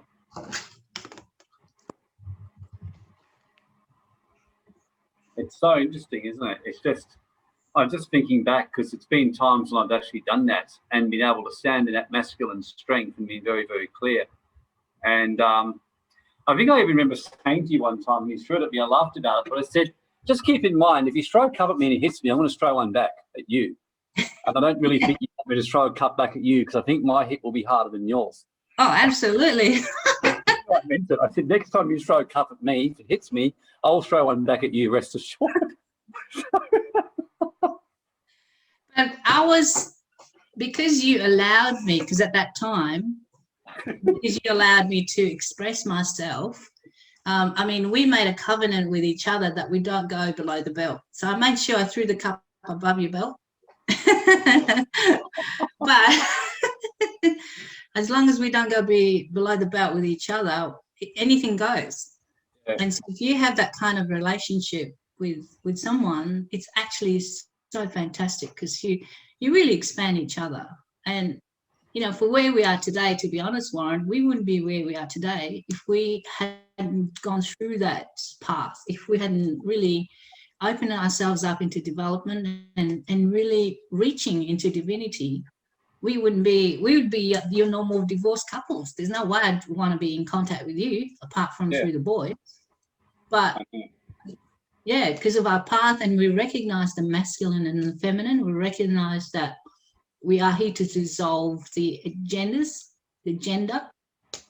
And our goal really is to be so connected to source, going back home. And that makes a huge difference. Mm.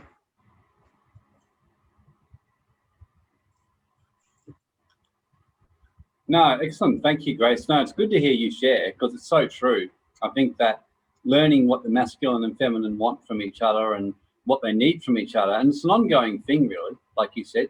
I mean, the women loves it when the men are just very logical and very clear, and the men like it when the women are just feminine and just feel. And we allow each other to do that and recognizing each other too. And the biggest thing is being intuitive about it, because both masculine and feminine are intuitive.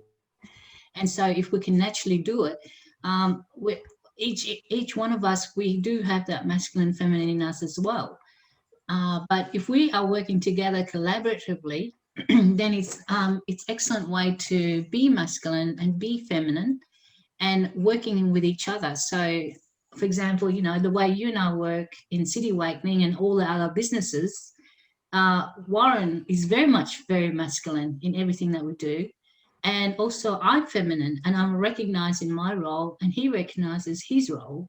And then we work together in unity in that form. So if we allow each other that room and to move in that space, it's awesome, really, really awesome.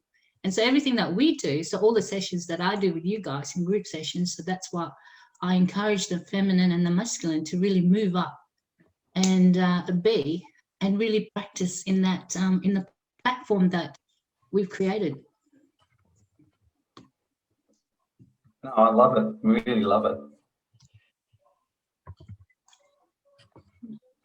No, we've learned a lot, have we? And it kind of goes away, and you can then really apply it. So I think it's kind of a good time. So anyone else want to, I mean, maybe Grace, how about you open it up for others to share either in the chat, or even if you want to take the mic and share your greatest lesson, shall we open it up for people? Yeah, that would be wonderful. Yeah. That'd be really great, because the biggest thing is that, Warren is very gifted as a teacher. We all know that. He's really, really gifted teacher, and he's able to retain all the information and deliver the message. And the biggest thing is, if we are going to listen and gain all this knowledge, then I really encourage everyone to, move into experiential, actually take action for all these teachings, because then that will take you to the next level, give you the quantum leap. So rather than retaining all the information that Warren teaches each week and every other teachings he does, the moment you hear it, then start moving into that. So it'd be good. Let's open up the platform, see what you guys learn from it, and it'd be good to hear what you would do about it. Yeah, take the mic. Come on, speak it out.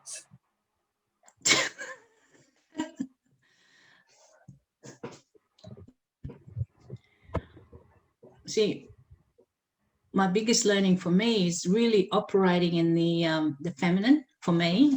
I know I recognize that both sides is in me, but also because I'm in a feminine, I'm a woman body embodiment. So for me, the actually actioning it and taking practice as feminine energy and moving into it and trusting in the masculine that he's okay with it, and we create that sacred union space.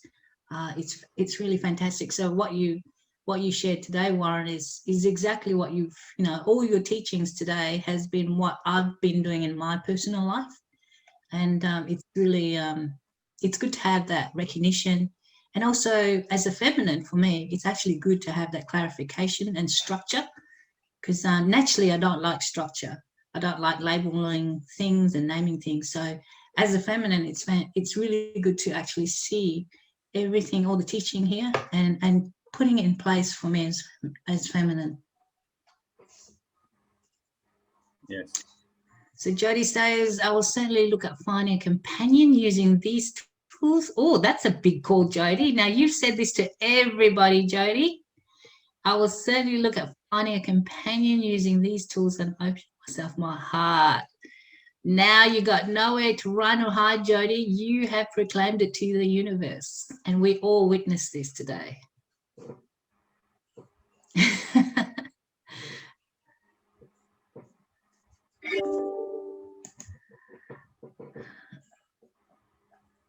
I would love to hear from Steve. Go on, Steve, if you haven't fallen asleep. No, I haven't fallen asleep. Before you share, Steve, there's one thing I want to tell you. There's something I need to Yeah, go on. Yeah, I know what's coming. love you, Steve. Yeah, It I knew made that my was coming. heart enlarge, and I just want to tell you, I love you so much. Yeah, I knew that was coming. Just to give everyone the context of that, and it's really related to a lot of what Warren is saying, the wounded by the feminine. One of the things that I've really come to realize is with my upbringing, and the manipulation, the conditioning, and the control, particularly from my mother, but from religion and things, but particularly from my mother. Anytime I heard that or experienced that, I've realized that what I did when I heard something like that was to put my defenses up my wall, because it was always given conditionally. So there was always an element of manipulation in it. Or, okay, are you saying that to get me to do something, to smile for the camera, or to win a certificate, or to be a good boy, or whatever it might be? And that was, I realized just how deeply that was ingrained in my field, in terms of that manipulation. So whenever a feminine said anything nice or did anything nice, I immediately, my walls went up and I looked for the manipulation going on. And that's why Grace says and is saying all the time to me, like, I love you, Steve, I love you.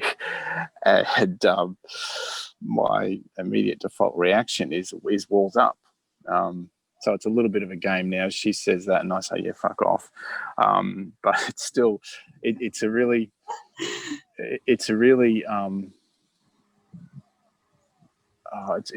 harsh almost and sobering lesson to realize how deeply I've been wounded, like Warren said at the very start, by the feminine like that, because I'm looking for, right, where's the catch here? Like, what's going on?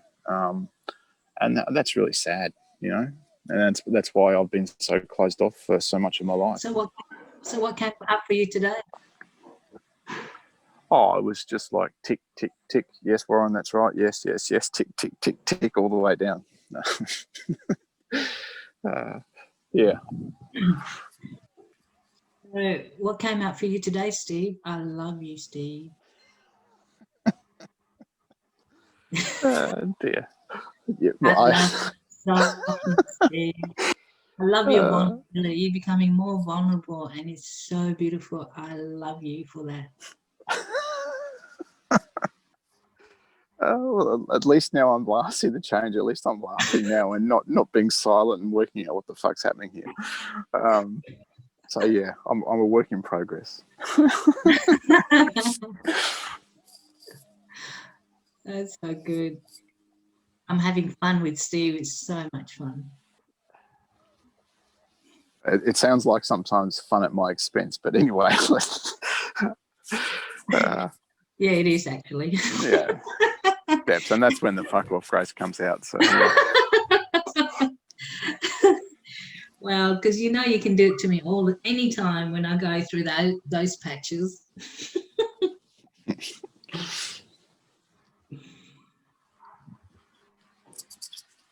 Mm.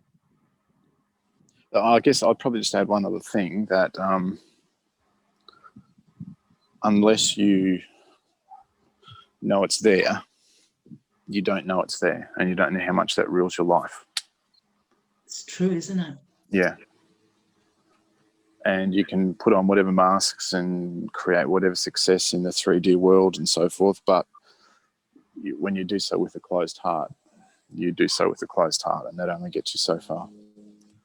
That's true. Because when your heart is open, you can feel everything, you can sense it all, and you become aware. And you're, whether it's good or bad or ugly, you're alive, and you can actually see it. Mm. Yeah. So I can honestly say your heart is opening up more and more, Steve. So nice. Yeah, it's a really interesting journey. It's not always comfortable. It's horrendous. It's absolutely horrendous. Who wants to do this, to be honest? I mean, the more I open my heart, the more like, holy moly, because of the feminine side, I'm all over the place. But, yeah, I think one of the things too, Grace, that I'm realising, it's really hard to look at yourself and see your own inadequacy and your own brokenness and admitting that and being okay with that. And that's really confronting, you know? Very much. And to stop the jitters, the jitters in your body. I'm naturally fidgety anyway. And for you as a masculine, you're meant to be still. And it's very challenging, because particularly if you're being used to feminine, like Warren's been used to feminine energy all around him growing up.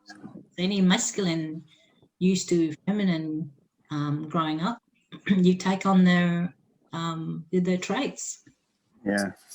Actually, there's probably one other thing that I'd want to add, just with Will moving out of his grandmother's place, out of Warren's place. And his whole thing was, how the fuck, Dad, could you stand that for so long? And I think I said to you at the time, Grace, it's like the reverse of the frog in the slowly rising pot of water. So Warren and I in particular, in that controlling feminine environment, it's like that. The frog doesn't realize the water's getting hotter and hotter until they either die or jump out, kind of thing.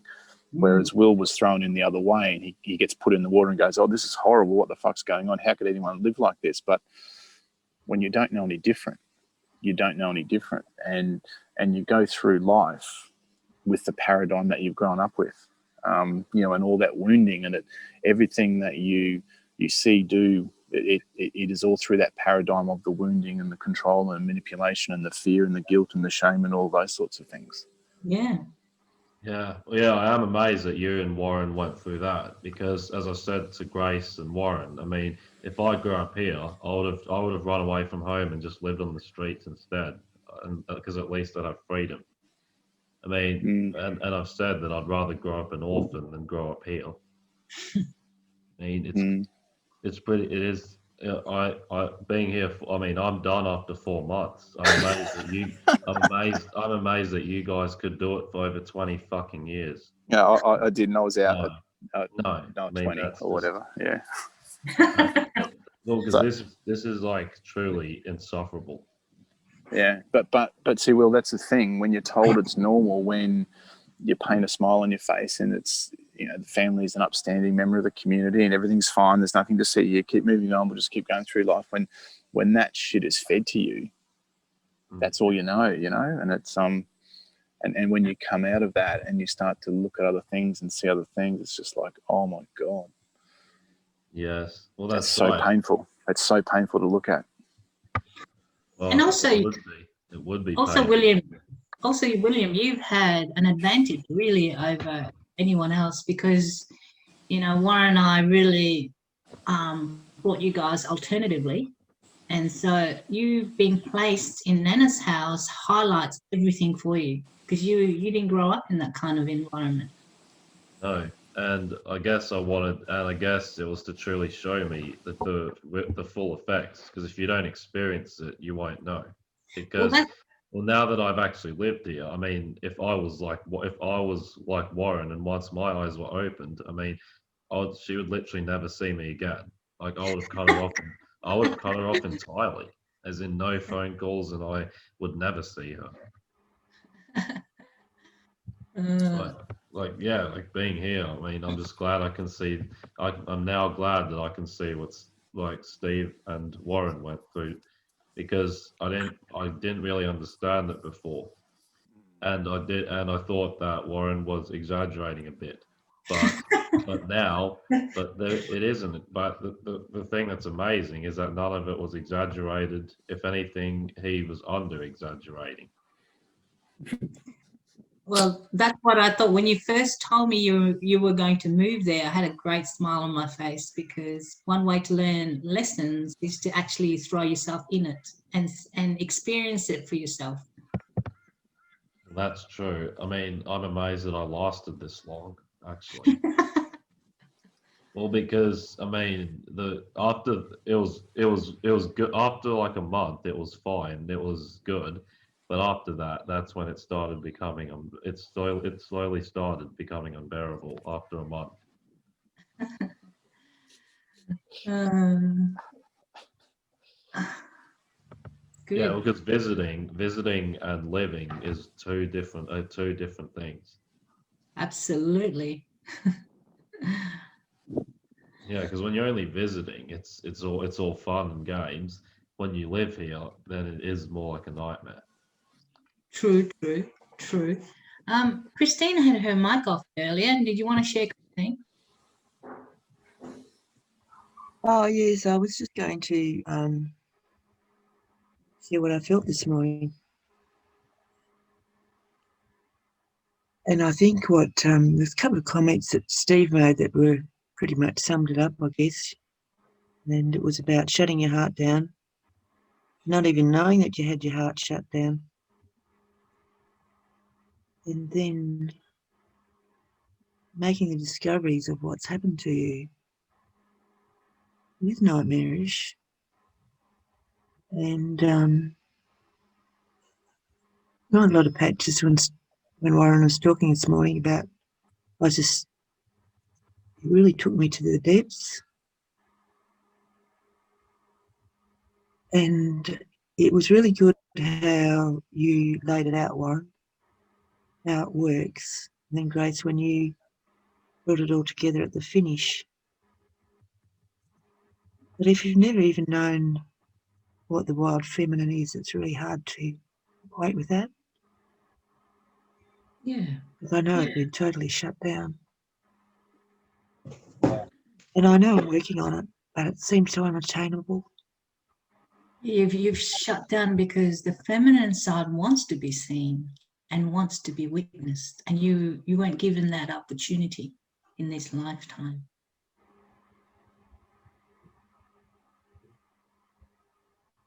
I understand that.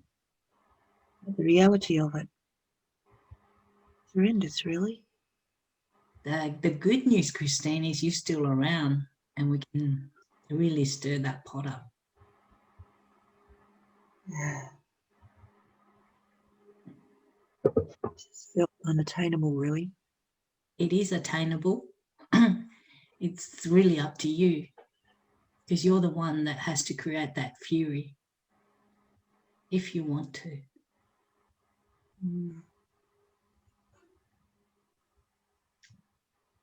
It's a wonderful, wonderful experience to be a Shakti, a goddess, Juga, bringing out the destroyer in you, feeling it ripping through the whole universe, ripping the whole planet into pieces, allowing your fury, the feminine fury that's being suppressed in you, to let it come out. Because the promise is the union that you get after the destroyer has come. It's just out of this world. It's worth it.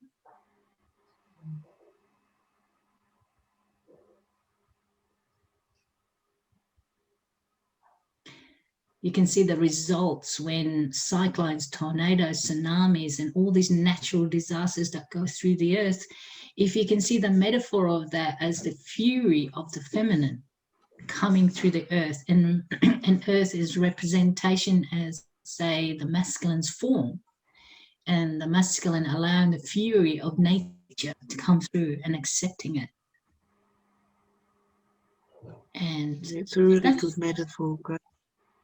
yeah, and all the whirlies in the empty land, and seeing that, witnessing, and for you to be able to feel that, you as the tornado, the tsunami, the cyclone,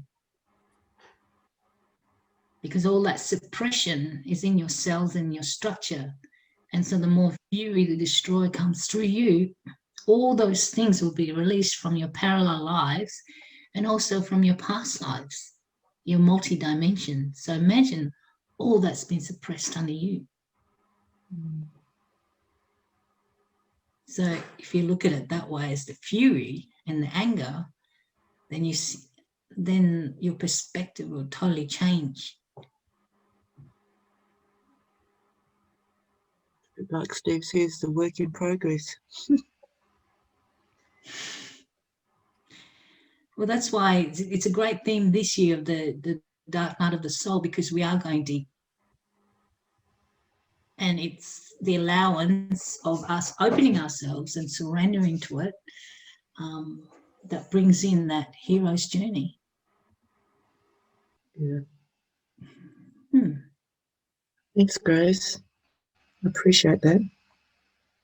So I'm looking forward to the tsunami, cyclone, tornado coming through you, Christine. And we will hold and we will witness all of it. We'll cheer you on. Well,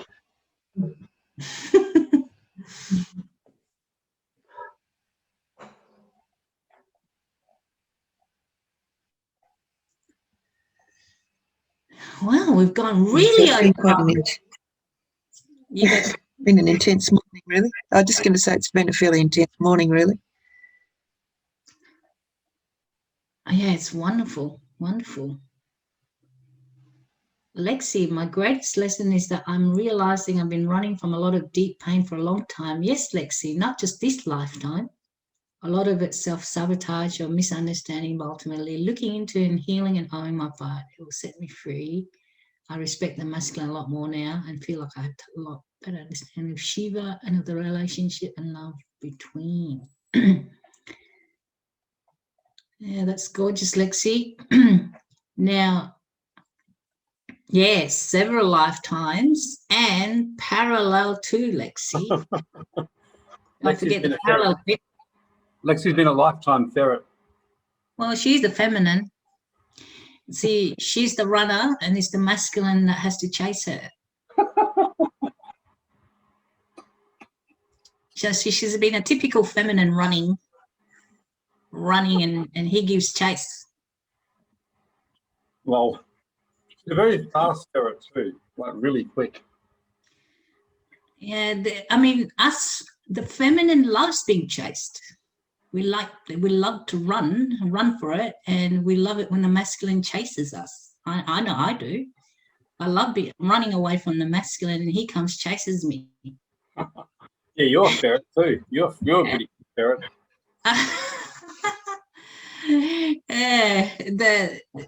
The drawback is that if you have a masculine that's so sensitive and very discerning, you can't run, you can't hide, you can't be a ferret. Because the masculine just turns rocks and finds you. That's what I'm finding. So, ladies, if you're going to have a masculine, if you want to experience a tantric astral kind of union, my goodness, if you get a masculine that's really sensitive and knows how to tune in, you're in trouble.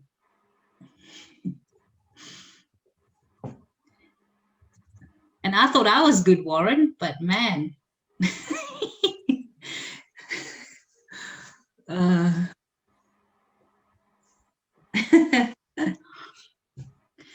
It's very intense.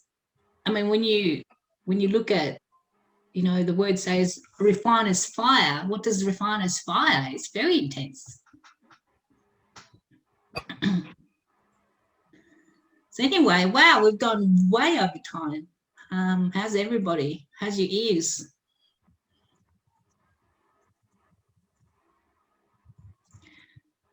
That's good, Miko. You got a great guy that chases you then.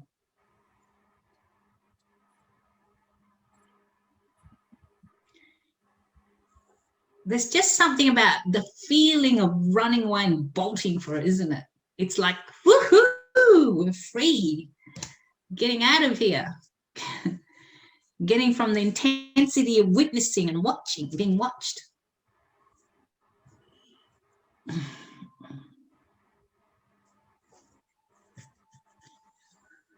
So that's good, Jody. You're loving it.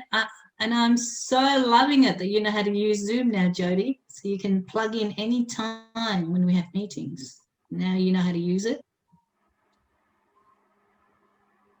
All right. Well, where do you want to go from here, Warren? Me asking as a feminine for your guidance. I think we should go for 8 more hours and be with the kids. Now, I think we can end it now. And really, it's great. I'm really happy about, my encouraging final words is I just feel I love everyone's openness. I feel that I'd rather have like 11 or 12 people like we got today who are so open, so willing to own things and open up and not run from things, because we can move so fast and heal so quickly when we do that. And the other thing I'll share with you, just very quickly, is that something that, funny enough, Tony Robbins was the one who said this once, and although most of this stuff I'm not really into, he said one thing that was really good. He said, when you really feel deep love, he said, remember, he said, you're the one feeling the love, even if the other person isn't necessarily flowing it back to you. So he said, the reason that you love and you open yourself deeply is for you, more than anyone else. And so it's so true. So healing and opening up your heart and allowing yourself to open and to trust, it's for you. And that one thing helped me. And the biggest lesson of Tantra was when I learned about opening to the experience rather than giving myself to a person. And so while a person in my life is feeding me with the energy that I need, and I can give back to them, and they're open and receiving, it's wonderful. If they choose to stop sharing with me, well, that's their choice too. And although sometimes we can feel sad when that happens, well, the energy can be replaced in another form. And as I realized that myself and realized that nothing was ever missing in my life, it became a lot easier to open up. And also just to make sure that I only open my heart and share at the level with people that I sense intuitively I can trust them and how they've earned it. So just remember that opening yourself too, once you start to get an environment where you feel safe to open,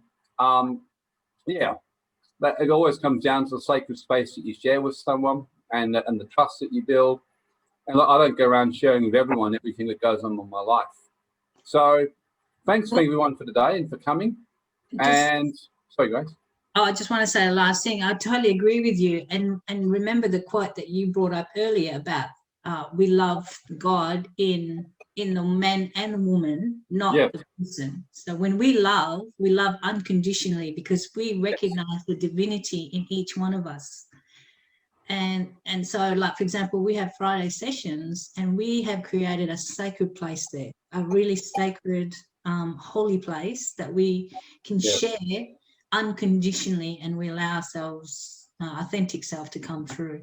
So definitely if you can create that with someone or a group, it's amazing how you can do that. And it's a great reminder, Warren, that we, like for me personally, I'm having that experience of the tantric with the masculine, again, it's not about the man, it's about my divinity within me and Yes. reaching that goal of the union of source and leveraging on each other. And so, yeah, it's so true. So I just really reiterate what you said, Warren, about really loving the person that is the divinity in them rather than the man or the woman.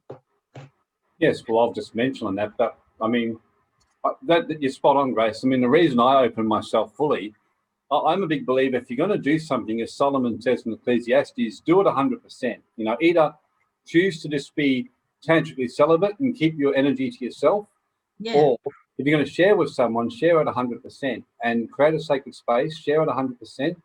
And remember that you're opening yourself up, you know, mentally, emotionally, or if you're choosing with someone in sexual energy, you're doing it 100% because that way you're doing it for yourself and the benefit, you know. Yeah.